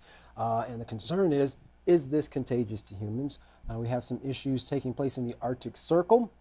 And also we're going to talk a little bit about this upcoming peace plan and some of the conflicts between the Palestinian party in regards to them rejecting the upcoming meeting in Bahrain on the 25th and 26th of June, saying that they weren't consulted in any of the information, the details put in this plan, so they're kind of protesting this. So we're going to have to wait and see what takes place regarding that. But first we're going to start off with a new report from the UN regarding the overuse of antimicrobial drugs in humans, plants, and animals has given rise to a strong resistance to pathogens that could kill up to 10 million people a year by the year 2050. It can also make poverty even worse and widen the gap between poor and rich countries and create an economic slowdown. Well, the bugs are getting stronger through the overuse of antibiotics. Well, the more we use drugs to fight off bugs, the more the bugs figure out how to use those drugs to adapt and become more resistant to them, making them harder to kill. So in our quest to live in a sterile world, we are actually making it worse for ourselves. Now, the situation is so dire that the UN is even considering a worldwide ban on the use of antibiotics on farm animals, along with banning financial incentives for pharmaceutical companies to develop new antimicrobial compounds, along with tougher rules on the scales of antibiotics in countries where a prescription isn't needed. Well, the report also said that rich countries should focus less on making drugs to sell in poor countries and focus more on finding ways to help the countries become more hygienic to help stop the spread of disease instead of solely relying on drugs. Well, Russia is aiming to boost China's food gap. Now, Russia's largest meat producer, the Cherkasy Group, is working to pick up the slack. Now, the chairman of the group said that their company has already started shipping poultry and soybean products to China, but plans on a lofty goal of the company shipping 200,000 tons of products to China next year.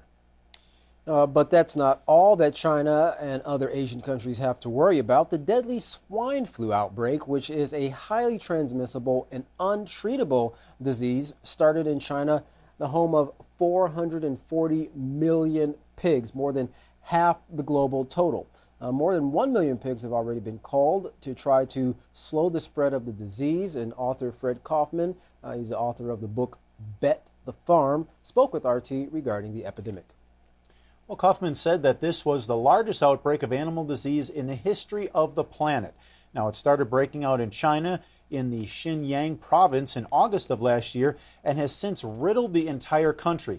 Now, he said that the number of pigs killed are much higher, with a number of 128 million and expected to go as high as 200 million.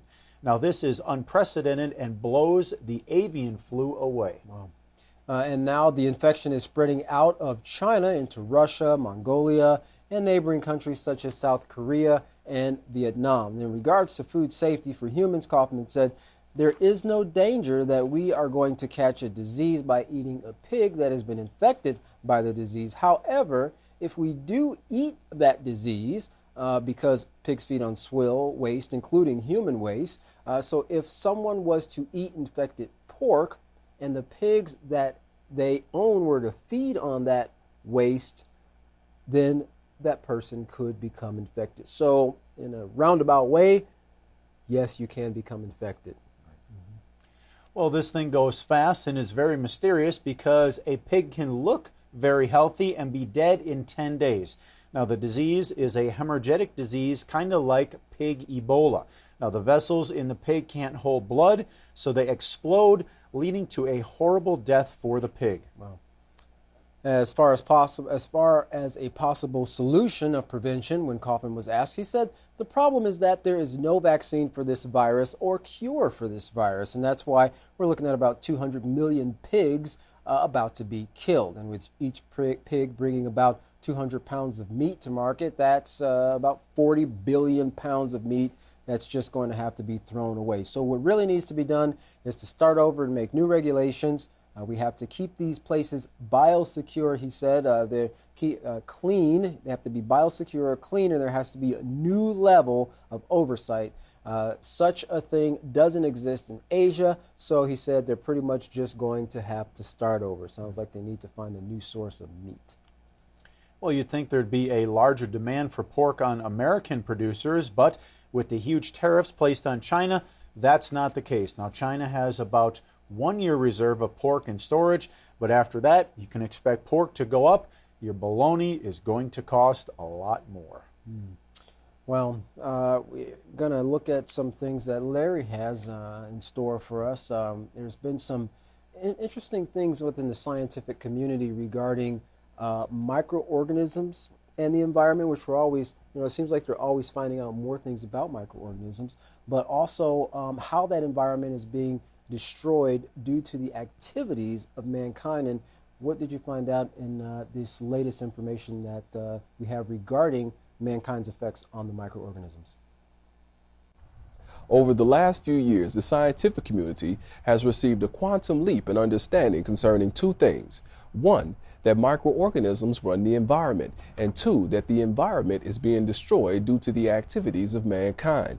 In an effort to address one aspect of that destruction, Russian scientists are coming together to see how the microbial world might be manipulated and employed to mitigate and alleviate the consequences and havoc being wreaked on the environment by industrialists who are more concerned with profit than they are the planet.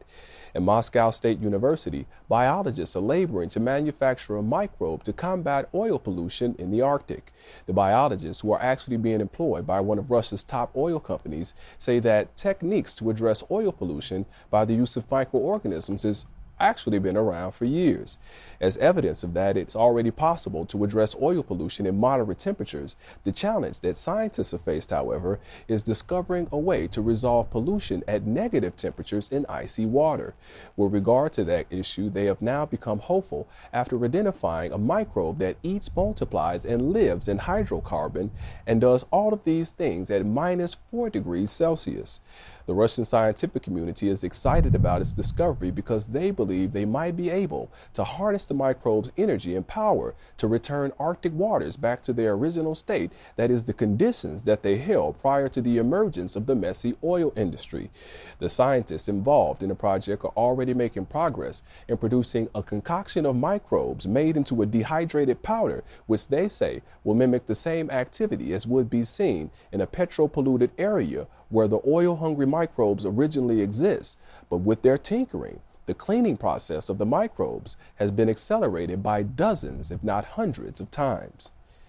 There are hundreds upon thousands of Catholic priests which recently filed 71-page complaint is seeking to obtain information concerning. These same priests are suspected of sexual abuse, and attorney Jeff Anderson says that up until now the information has been kept secret.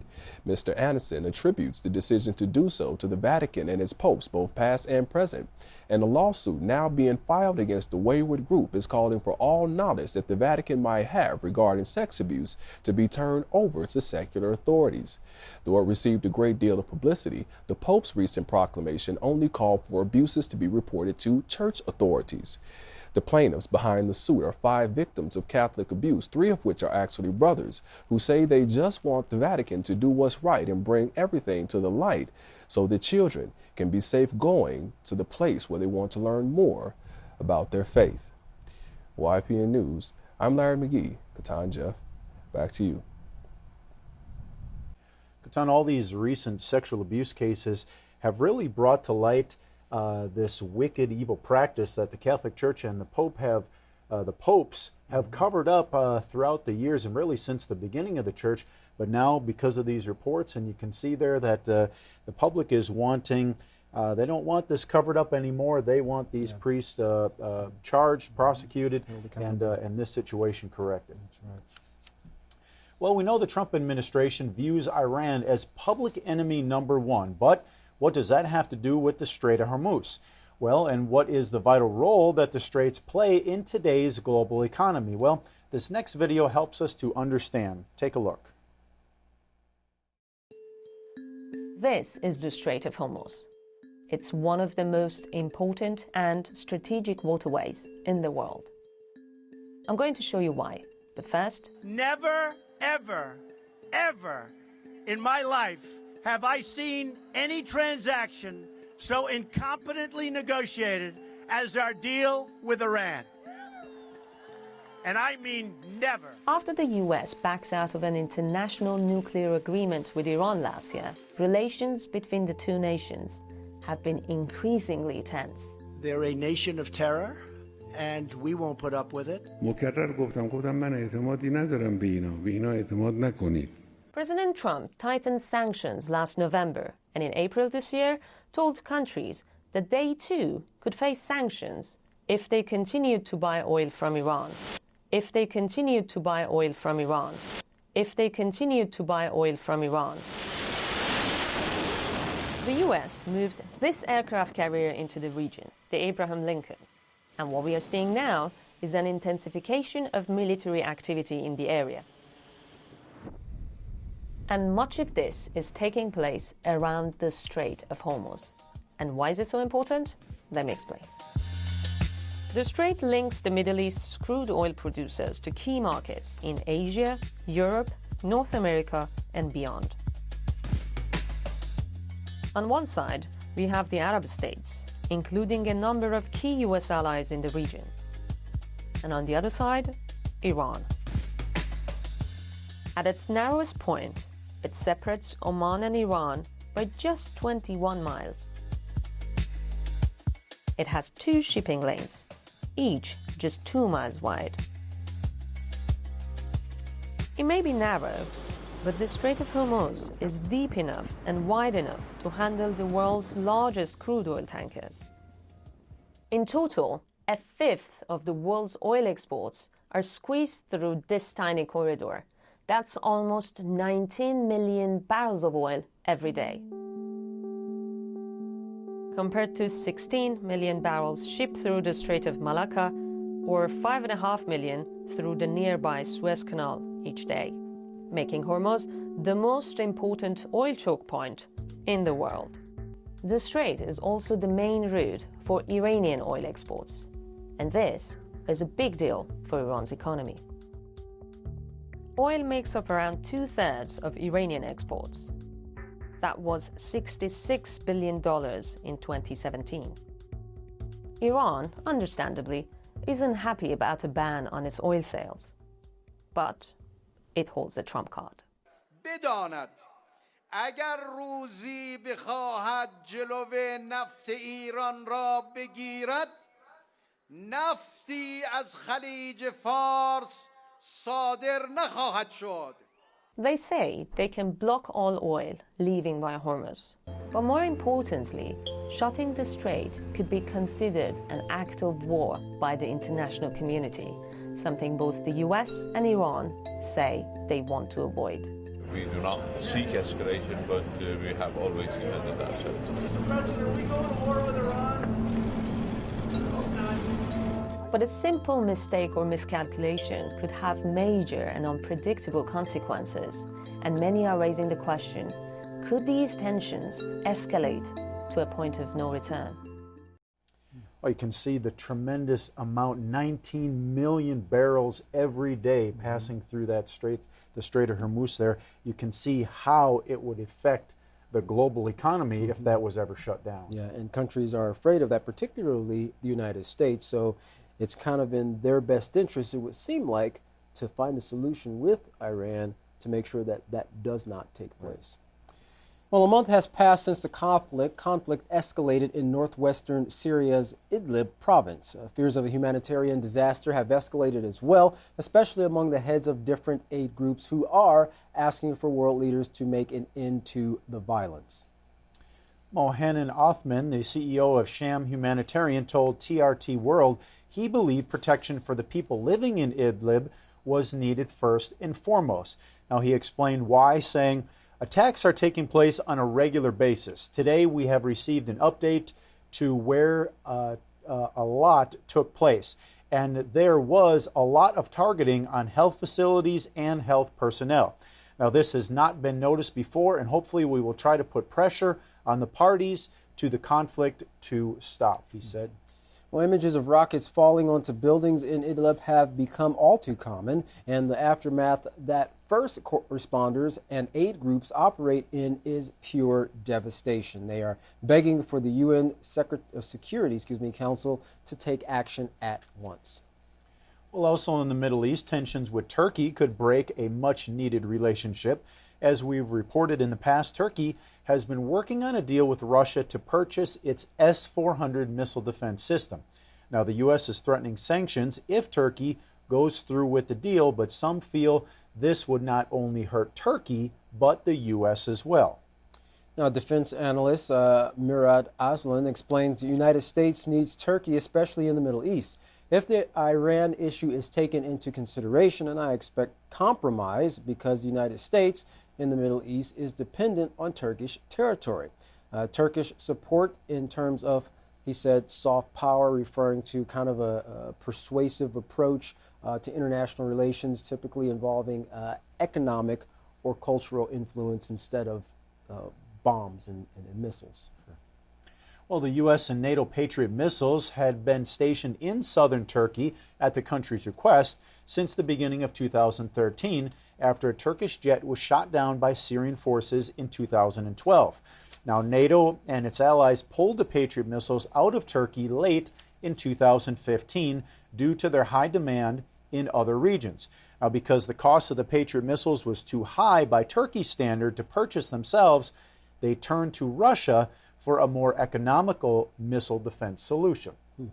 Some analysts believe that Moscow's goal is to trigger a political escalation between the U.S. and Turkey by selling the S-400 defense systems to them than to have a new partner in missile sales. Now, the impact, they say, will be felt negatively through the Western alliance, especially where NATO is concerned.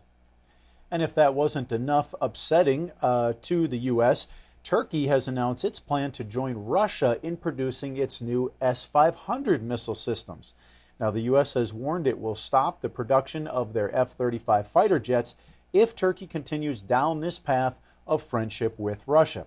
Now, that would cost Turkish businesses approximately $12 billion in a time when the economy is already struggling, and this will not go unnoticed by Ankara. So definitely going to hurt Turkey if that takes place. Oh, I bet. Now, while some fear the sanctions could backfire on Washington, costing billions of dollars in unfinished planes, others believe the U.S. is only pushing back to force Turkey to break off dealings with Russia. However, the greater concern right now is that a crisis with Washington will push the value of the Turkish lira to decline even further, causing a recession. And right now, one Turkish lira is equal to 17 cents of the United States. So as you can see, that their economy is already hurting, and if something like this was to take place with the United States making this threat, because they've done this in many times in regards to countries dealing with Russia or Iran, forcing sanctions on them to get them to not deal with them, but exclusively with the U.S. and its allies. Well, the city of Jeddah in Saudi Arabia is the center for numerous conferences where many formal speeches are made and agreements signed. Now, all of this is usually very stage managed. However, a comment made by the Palestinian President Mahmoud Abbas stood out from the crowd due to his dislike for Jared Kushner's peace plan. Now, it's easy to see why President Abbas would not be satisfied at this point with the so-called deal of a century, because neither he nor any Palestinian official has been consulted to get their input. So, as you mentioned in the beginning, this whole time throughout the peace plan and working this out between the Israelis and the Palestinians, they have yet to sit down and discuss with the Palestinians, what they would like. Yeah, it's kind of hard to create a deal if both parties aren't in agreement with the plans or the terms beforehand. Right. Well, the first stage of the Kushner Middle East peace plan is set to be revealed at an economic workshop in Bahrain on June 25th and 26th called Peace to Prosperity. The Trump administration released a statement saying it is pivotal opportunity to convene government, civil society, and business leaders to share ideas, discuss strategies, and galvanize support for potential economic investments and initiatives that could be made possible by a peace agreement. Well, and as we've reported before, senior White House advisor Jared Kushner is overseeing the deployment of the Middle East peace plan, along with U.S. Special Envoy to the Middle East, Jason Greenblatt. Now, the White House has said that the workshop will, quote, facilitate discussions on an ambitious, achievable framework for a prosperous future for the Palestinian people and the region. But, of course, we know that President Abbas feels differently about their end of the agreement. So there's going to have to be a little bit more details works out, at least that's the way it would seem, before you can get both sides to agree that, hey, we're going to go ahead and get this plan up and running. But interestingly, Katan, all our stories here that we talk about, Syria, Iran, Turkey, Israel, all in that fourth part of the earth, in and around the Great River Euphrates, just as Yisrayl Hawkins of the House of Yahweh has been saying for years now, that that's where the action would be in this time period. So for those of you who have yet to contact the House of Yahweh, you should do so at this time. We're about to give you the information, but don't forget your free copy of the Prophetic Word magazine and monthly newsletter to keep up to date on these current events that are taking place in the world and how they fit directly, tied directly in to Bible prophecy that is taking place at this very time. To contact the House of Yahweh, you can write them at the House of Yahweh, P.O. Box 2498, Abilene, Texas 79604. You can call them at 1-800-613-9494.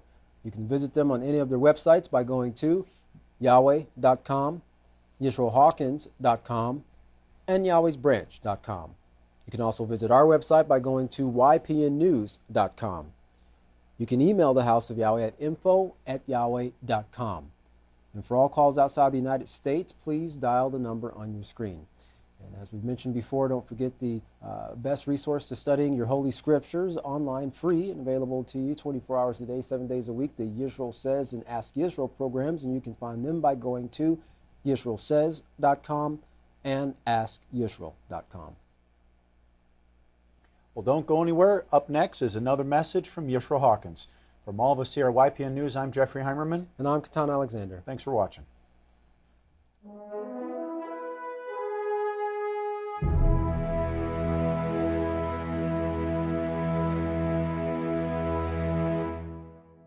This time, if everyone would please stand, I would like to introduce the greatest teacher in the world, the great Kahan Yisrayl, Abel Hawkins.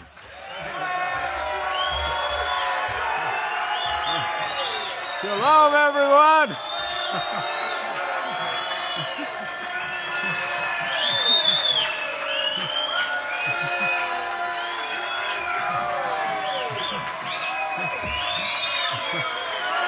Oh, well, this is beautiful. Praise Yahweh for you, Yahweh. Praise Yahweh. You may be seated.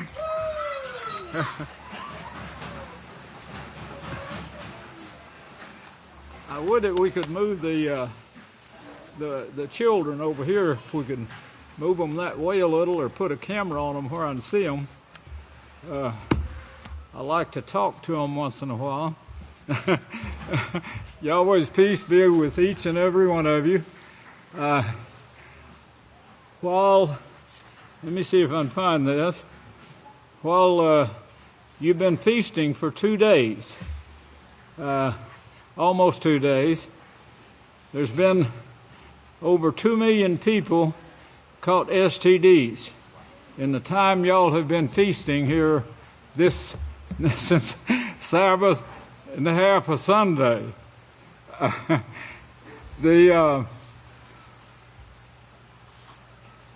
Just today now, this count on murdering babies started at midnight last night, and since midnight last night, they have murdered 43,246 babies. Since midnight last night. Caught over 2 million diseases, which is really racking their brains. They can't even see what they're doing anymore. They can't understand what they're doing anymore. They can't understand right from wrong. I mean, even when it gets down to murdering babies, they still can't understand that this is wrong. This is the kind of shape that their brains have gotten in. Because the laws of Yahweh wasn't taught to the children. Which you're bringing back, of course. The word establish, I want to go on with that today. And, of course, I want you to remember all this stuff that was brought before. I would that you could get these discs for this. I know you're missing out on a lot because you can't remember it. And you really need to play this over and over till it becomes a part of you. But having children, just having children without training them in righteousness creates curses. It's not really a blessing at all. It creates curses. And it creates them all over the world, as you can see the news right here. And I reported to you just a little. That's as far as I'm going with the news. If you remember where we left off yesterday with the establishment, what I said to begin with about the word established, it means recognized and supported by the government. That's establishing the name House of Yahweh. That's what it means. Establish means more than this. And of course, Yahweh is establishing His house. To get the full scope of this, you've got to remember the scriptures in Deuteronomy 30. And Yahweh says, I set this before, this establishment of my house. If you get that in your mind, this word establish in Genesis 3:14 and the other places I showed you yesterday, get it in your mind that Yahweh is doing this before heaven and earth. I'm establishing my house right now before heaven and earth. It takes a while. It takes a while to do this because Yahweh is proving that you will do what He says you will do. And everyone that's chosen for this, now, of course, there's going to be about 2 billion people coming here. Yahweh says many are called, but few are chosen. Now, whether that 2 billion is going to turn completely to Yahweh or not, and the other billions is part of that. That's the few. That's the 2 billion out of the billions that have died. And and that it killed themselves in nuclear war. That's the big killing that's going to take place. But Yahweh is establishing you right now. That's the house of Yahweh.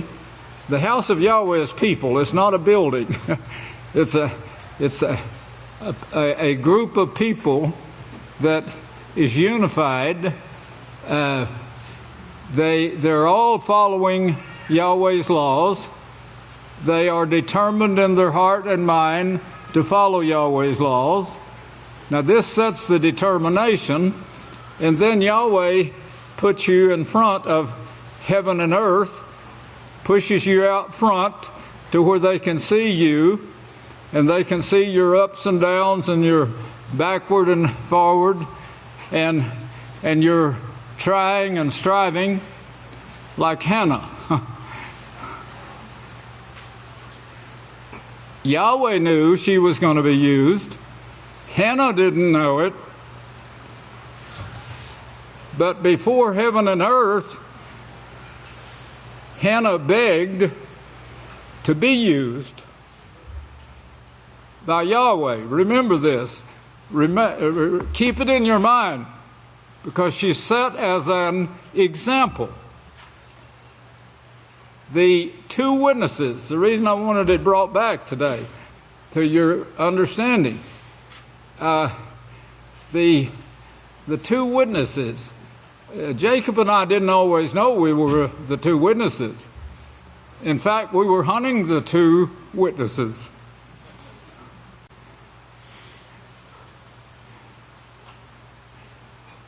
We were both begging to be a part of that work.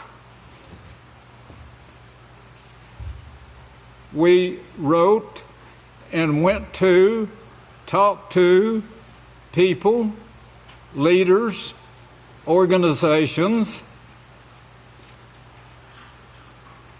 The nonsense we got from them was, no, we don't know anything about the two witnesses right now, but we're the house of the Lord. So just come on and join us, because if they come, we'll let you know. We would ask these questions, what do you know about the two witnesses?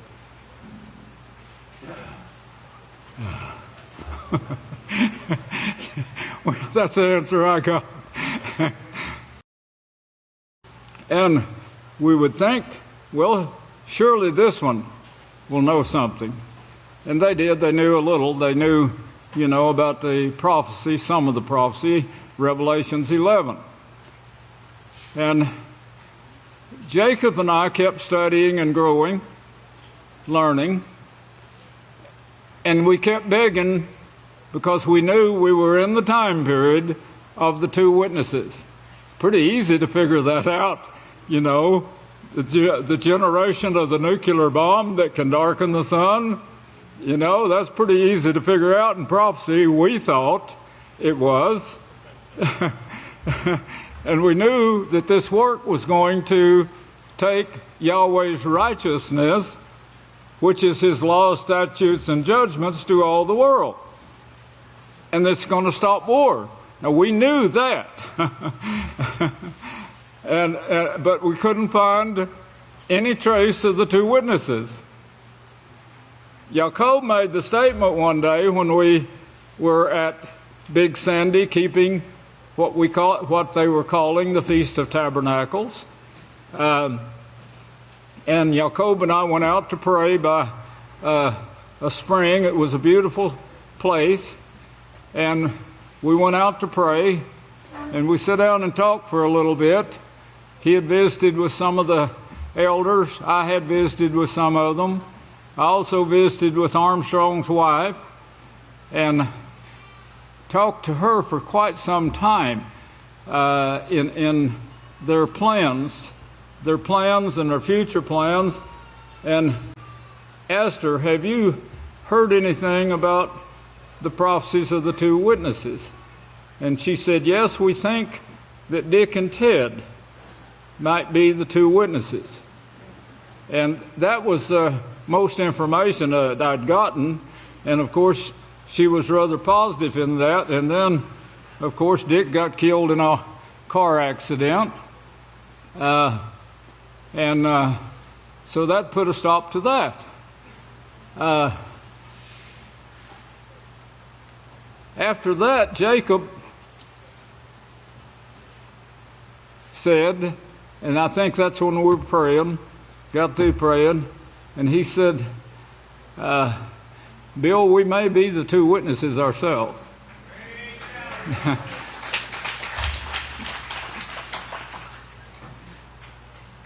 I sat there trying to think while, what he said. I sat there trying to think about it, and I thought, no, surely not. We can't be. It's going to be two important people. They're not going to be like Elijah, like Elisha, the great prophet Yochanan. It's not going to be like them. I mean, it's going to be like them. It's not going to be like us, a couple of hillbillies. Then I found out later that Yochanan was a hillbilly. Joshua was a hillbilly.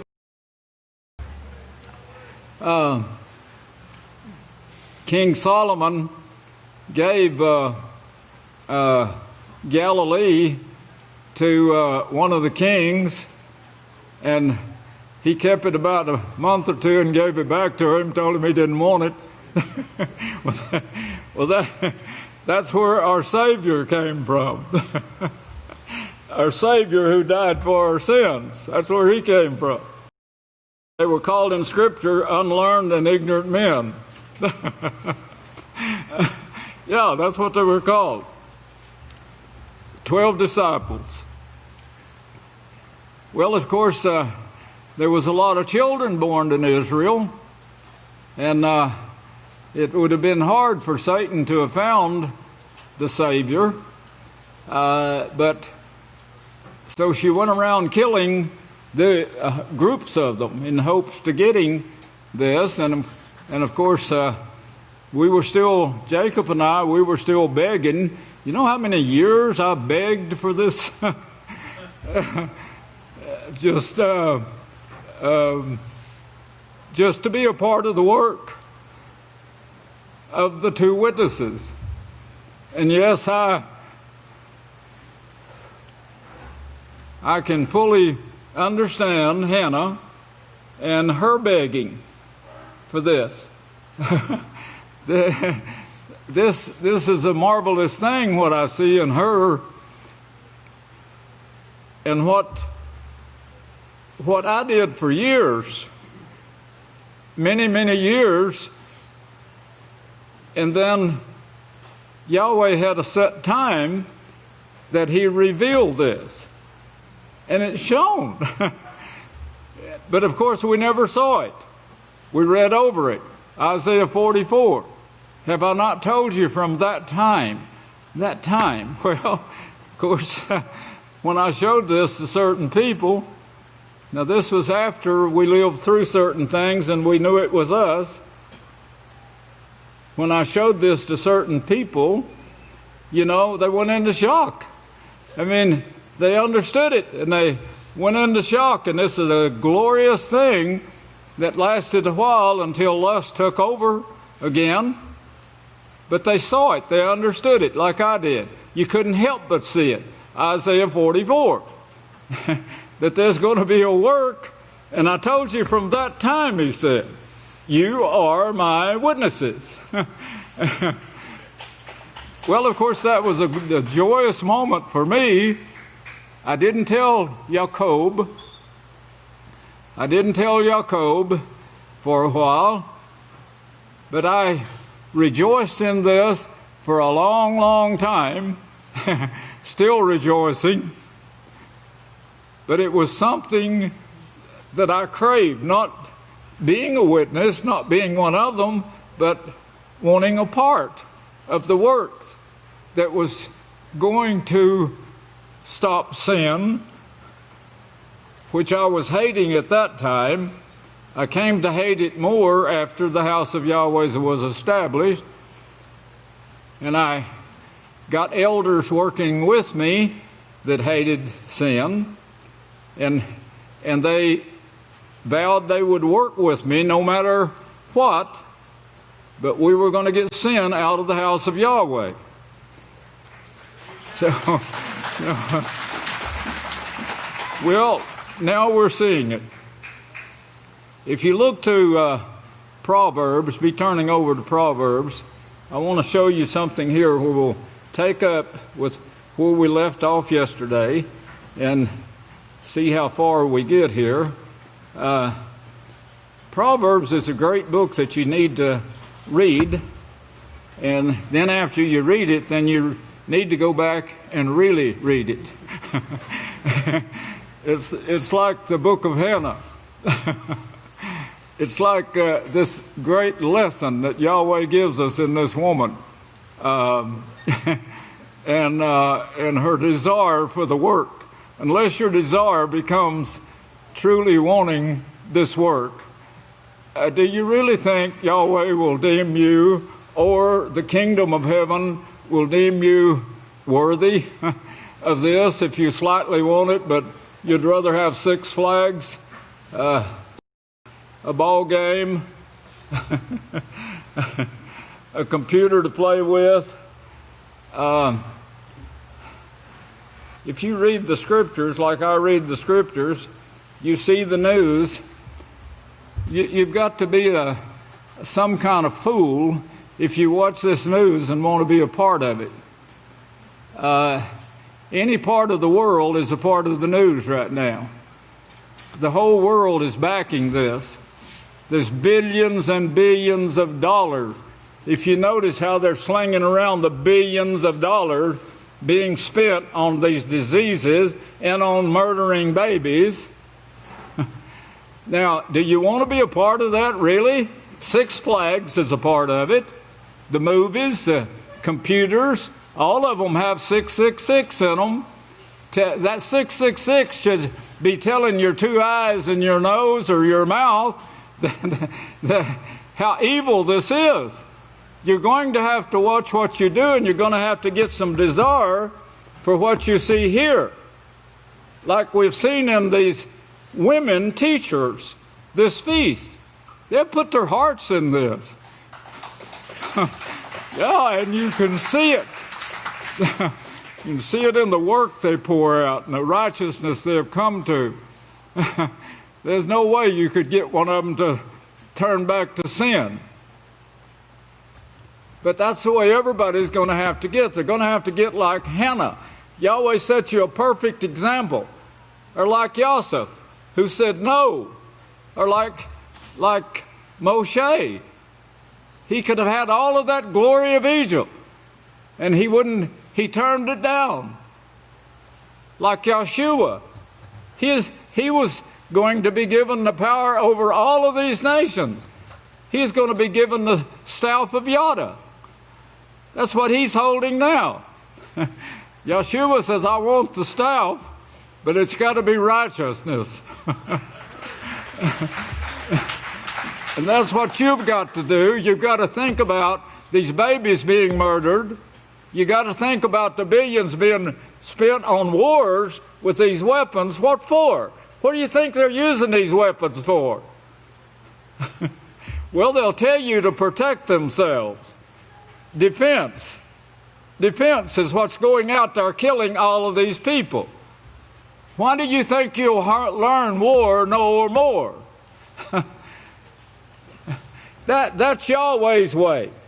Learn war no more. That's what we're going to be teaching the universe.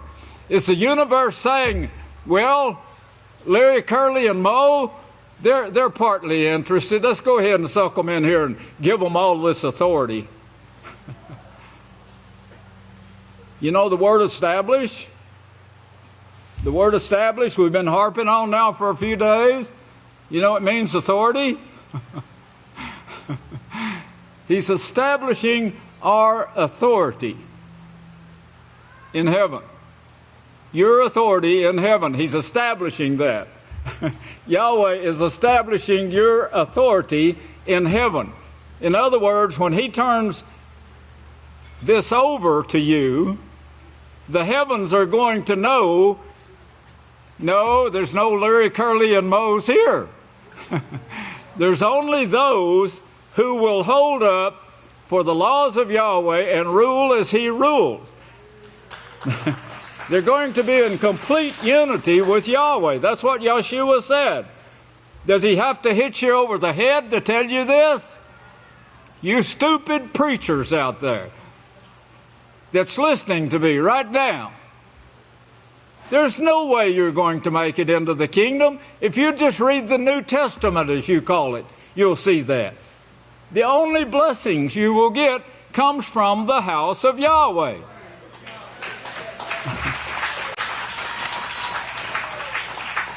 They changed it, of course, in your Lord Bible, your God-worshiping Bibles,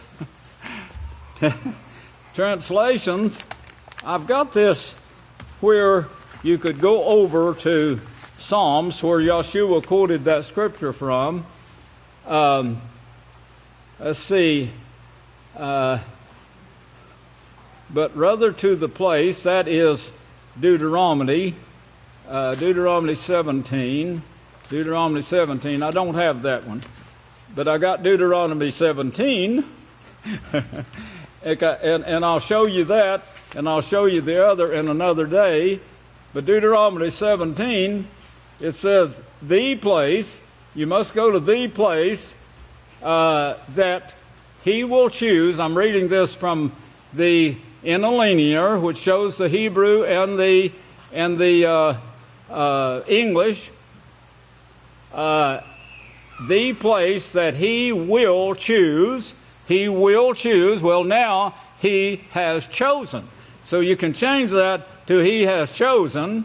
And the word is Yahweh. If you can see it, I'll put my finger on it here for you. It's spelled Y-A-H-W-E-H. And Yahweh says, I will establish my house.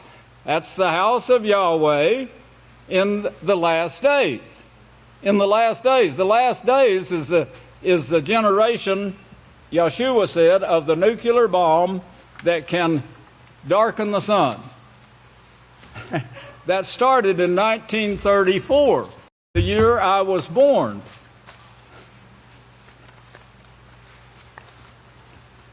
That should be plain enough for any preacher or anybody that wants to actually learn the Scriptures. That you receive blessings from that place. That's in Psalms 118, verse 26.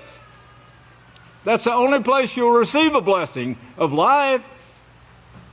118:26. And if you get an interlinear and look at it, you'll see it says House of Yahweh.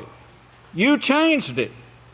And you that are keeping this changed, I'm telling you now, you're going to burn in hell if you don't repent. You preachers, yes. You're doomed for hell.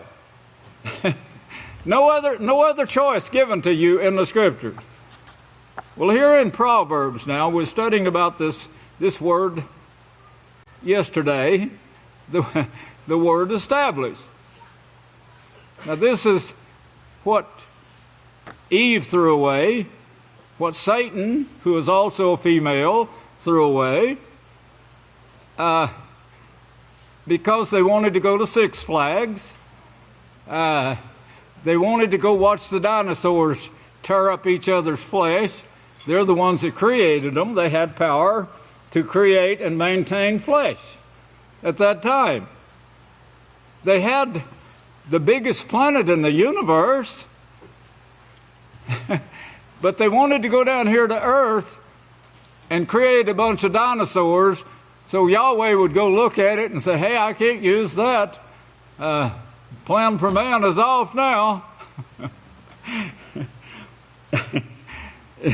In Proverbs, the first chapter, Proverbs 1, and look at verse 7.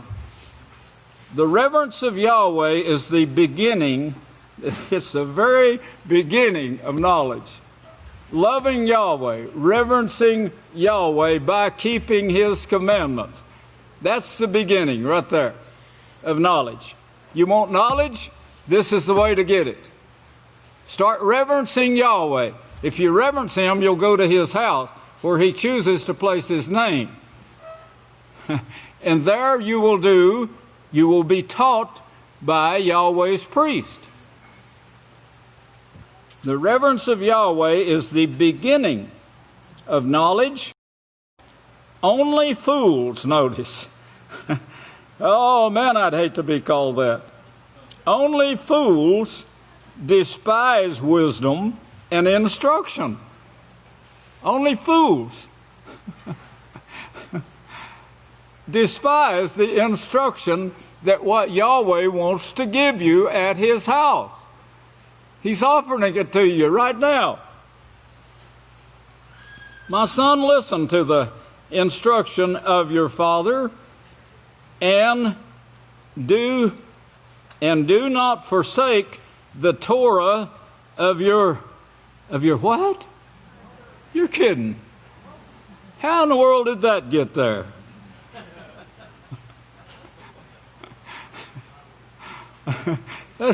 That's got to be a mistake, don't you think? What did the apostle say? If you'll wait a while, we'll get it shown to you. Wow. The Torah? That's the laws. That's the laws of Yahweh. Well, of course, that shows you that the mother must have it. She's got to have the reverence of Yahweh, or she wouldn't know this Torah. She wouldn't know the laws. The laws of your mother. No, it's not a mistake. We checked it out. It means female that's got children. Females with children. They will be like ornaments of beauty when you receive your job in heaven.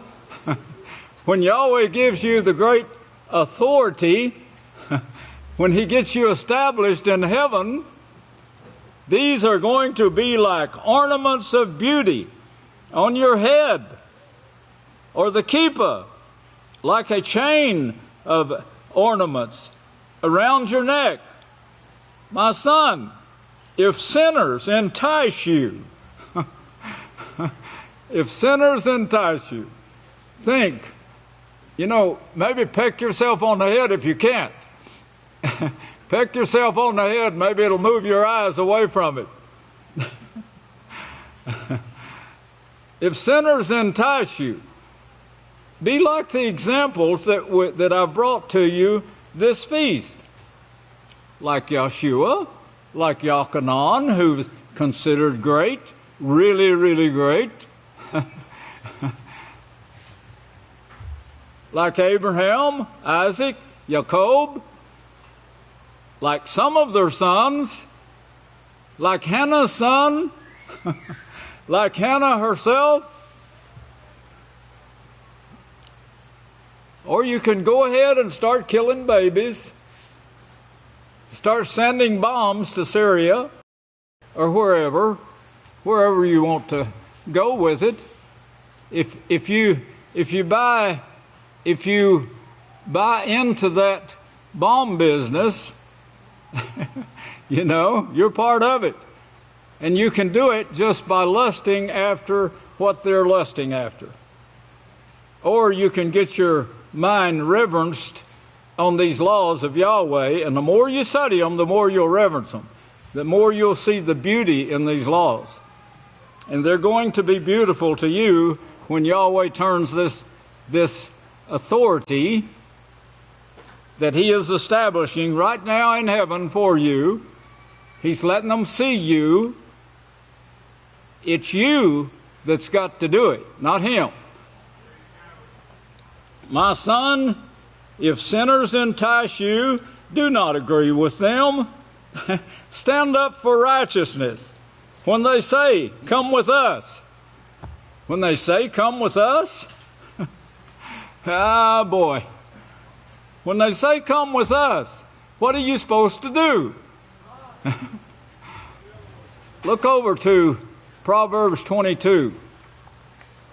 Proverbs 22.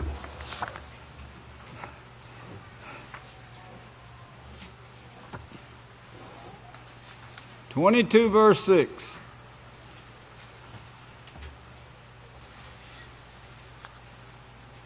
Verse 6.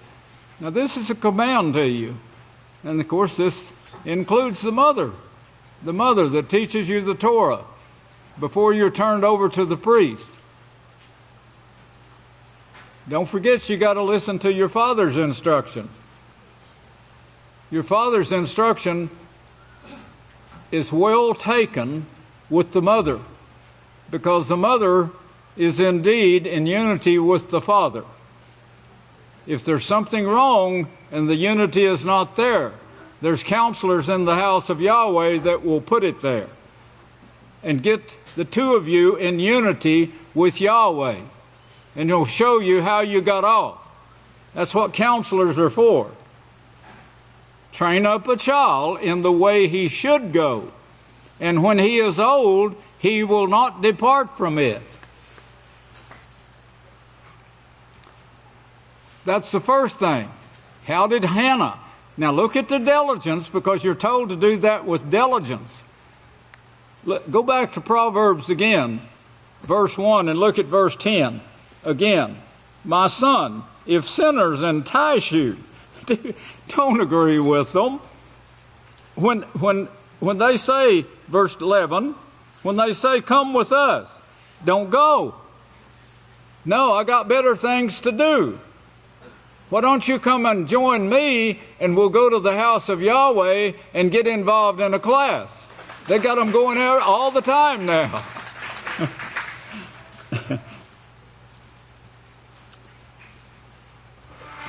They wait to shed blood? Yes, that's what they're doing now. Why are they getting these weapons ready? They're getting ready to shed blood. Verse 12, let us swallow them up alive, like the grave, and whole, like those who go down into the pit. We will take all manner of wealth. We will fill our houses with plunder.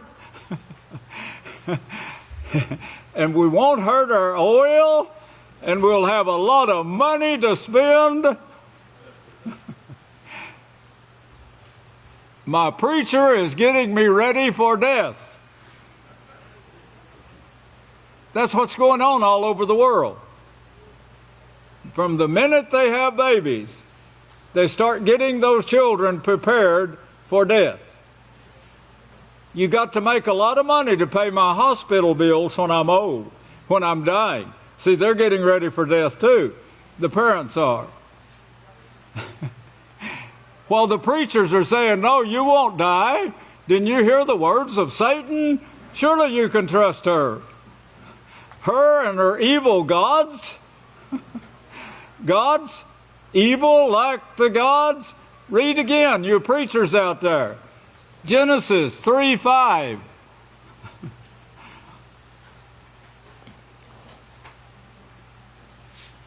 Throw in your lot among us. Join us. Join us so we can have a bigger army. We will have a common purse. Well, they're saying it's not very common. That's been divided unequally. Verse 15, my son, do not walk in the way with them. Keep your feet out of their path. Verse 22, how long, you simple ones? How long, you simple preachers out there? Why won't you listen to what Yahweh says? Will you love simplicity, ignorance forever? How long will you scorn? Your scorners delight in your insolent scoffing and mocking. How long will you fools, that's those that hate this knowledge, Yahweh's laws, statutes, and judgments. Those who turn from the right way hate knowledge. The word establish. Now we read Yesterday we read Micaiah, where it says, "In the last days I will establish my house." Well, that didn't just take place in one day. It's going right now. And we're getting real close to the end right now. His selection, yes. The very elect is what Yeshua talked about, that wouldn't be deceived in these last days. Because of the great deception that is coming that I told you about last Sabbath, the great deception that is coming would, if it were possible, they would deceive the very elect.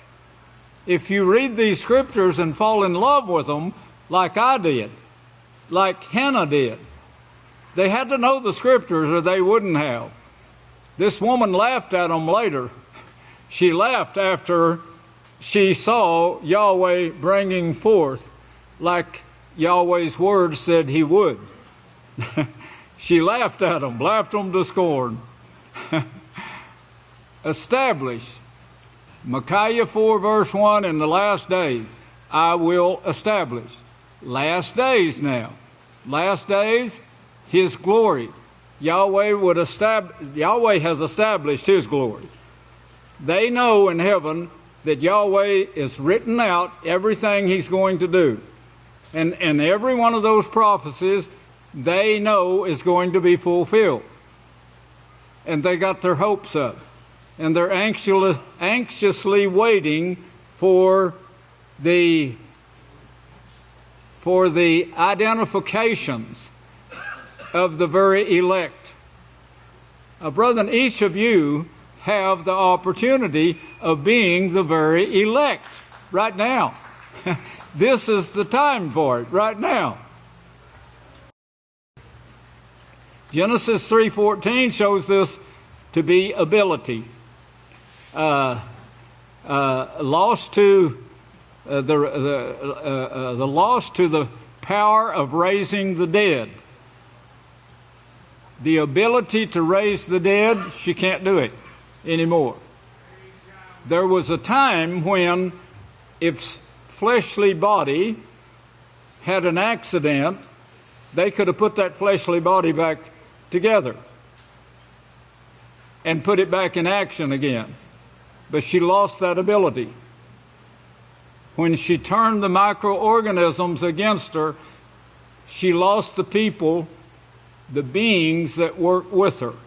So she can no longer do that anymore. Eve was being taught by her. How long? Well, Genesis doesn't show how long, or maybe it does and I haven't found it yet.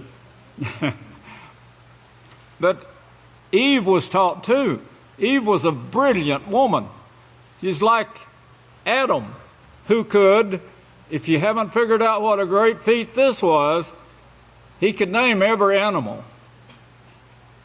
And in that name was described that animal's behavior, his appetite, his diets, everything about that animal was named in his name. And then given a number. I intended to bring, I wouldn't have had time for it, but I intended to bring something to read the hidden codes and show you this and how the heavens, that the prophets knew more, the prophets that wrote the Holy Scriptures knew more about the heavenly bodies than the science does today. But remember the last days. The last days is when I will establish my house. Establish. And the word establish, it means, one of the meanings is authority. I'll read it later. I don't want to take time right now. But with that word in mind right there, in the last days, remember, turn over to Revelations, and remember the last trump. Revelations 10, the last trump, and associate it with this establishment that Yahweh is taking, that is taking place right now, that you can see it among the women. You can see it. I've looked for this for years, and it's here. You can see it taking place. Revelations 10, and look at verse 6. And now you're going to see something here you've never seen before. Look at the last part of verse. Did you get that? Yes, he did. Let me read the true translation here of this, or a secondary. The vowed by him, lifted his hands and vowed by him who lives forever, who created heaven and the things that are in it, and the earth and the things that are in it, and the sea and the things that are in it, that his witness will testify that the 3.5 years, the time he has appointed, as spoken of by Daniel, will continue without delay. Now, he read that to you this morning, and the correction, and showed you how he got these corrections. Now, look at the last part of verse 6. And there will be time no longer. It will continue without delay. Now, verse 7, and in the days, or because, that word but, I only have verse 6 there, but the word but should be because. It's going to continue no longer, because in the days of the voice of the seventh Malach, when he will begin to sound, the great secrets of Yahweh will be finished, as he declared by his servants the prophets. So this is the last days, and we see here that it's not going to continue any longer, no longer. This is the voice of the seventh trumpet. Remember Matthew, we'll turn there, Matthew 24, and look at verse 31. Matthew 24:31, and he will send his Malachim with a great sound of a trumpet. Remember, this is it. The seventh trumpet, the seventh work of Yahweh, the seventh trumpet, and he will send his Malachim, that's with a great sound of, that great sound, that's our voices, brethren, reaching all over the world. You talk about great. You know, we're reaching the furthest parts of the earth right now with this message. Something like 300,000 people viewing right now. 300,000, that's families. 300,000. You know, that's about 250,000 people, isn't it? You put the million there to it now. 250,000. The sound of a trumpet, that sound of the trumpet now, don't interpret it. It's already given to you there. The seventh trumpet, Revelation, the end, the last days, the generation of the nuclear bomb, verse 29, that can destroy the earth, burn it in 1 hour. Yes, can burn it in 1 hour, darken the sun. And they will gather together his elect. That's what we're doing right now. Establishing his elect. Establishing them in heaven and in earth as being the ones that's going to be their teachers and guides throughout all eternity. Praise Yahweh. And now if you go the other route, you may have time to get to Six Flags and back, but I doubt it. The time is getting really, really short right now. If you get in that kind of world, your preachers will start getting you ready for death. That's what they do. We get you ready for life eternal, for a position that Yahweh says is everlasting. That's what Psalm said. This is everlasting, this scepter of righteousness that you're going to be inheriting, along with Yeshua. His elect, gather together his elect from the four winds, from one end of earth to the other, in just two more scriptures here, and I'll read them quickly, but go over to 1 Corinthians, because you got to have this one to tie it all together. 1 Corinthians 15, I need you to read this now. 1 Corinthians 15, this ties it in with Genesis 3:14. It ties it in. It ties it in with the Micah 4:1-3. In the last days I'll establish my house. It ties it in with the resurrection of the dead. That's what you're learning to do that they threw away. You're working towards that goal where you can actually enlist the help of the dust of the earth and bring back all of these people that have died since Yahweh created mankind. 1 Corinthians, look at this.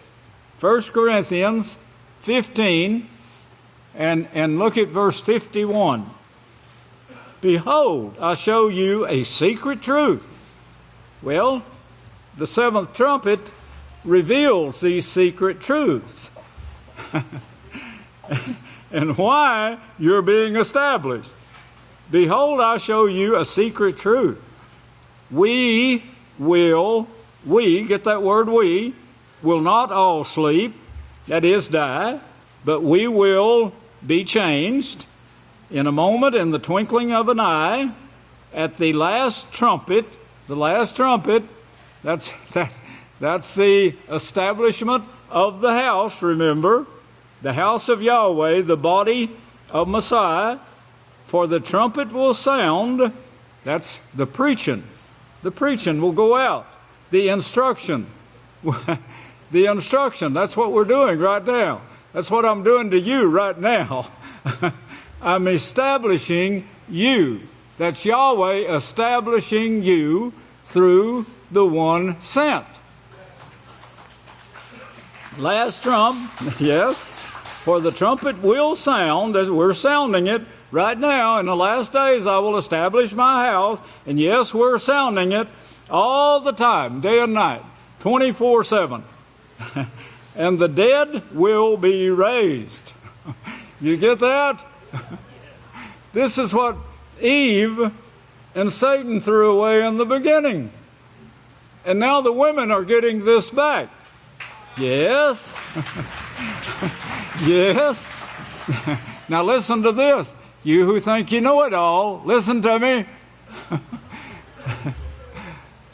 The women are going to be resurrecting the women. There you go. Praise Yahweh. They're going to be resurrecting the women. They're going to be dressing the women. And they're going to bring them before Yahweh. That's our women going to do that.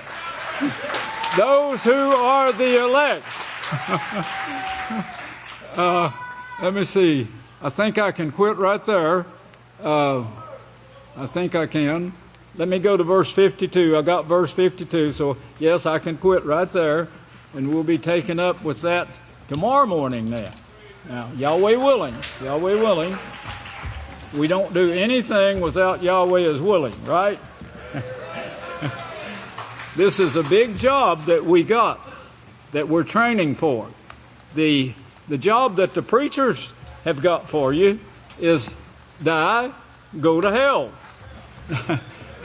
Where your body won't be left in hell, it's going to be resurrected and damned. Yeshua said that. Those who have done righteousness, he said, will be those who are resurrected and receive rewards. Receive their rewards. Yes, there's rewards to those who do righteousness. One of them is eternal life. The other one is this authority that's promised in Genesis 1:26. The authority, the establishment of you, the job that Yahweh's training you for right now. Started in these last days with a temple drawing, with a measurement, going to get measurements of where a temple stood. Establishing it for in front of this government where it would be recognized and supported by the local government. And now at last taking this message to all the world. All the world. And we know they're listening. We know they're listening. They let us know. And the companies, they say, this is impossible. This is impossible. Well, with Yahweh, I have one thing to say. With Yahweh, all things are possible. Yahweh bless you. I'll turn the services back to the next leader. I love you.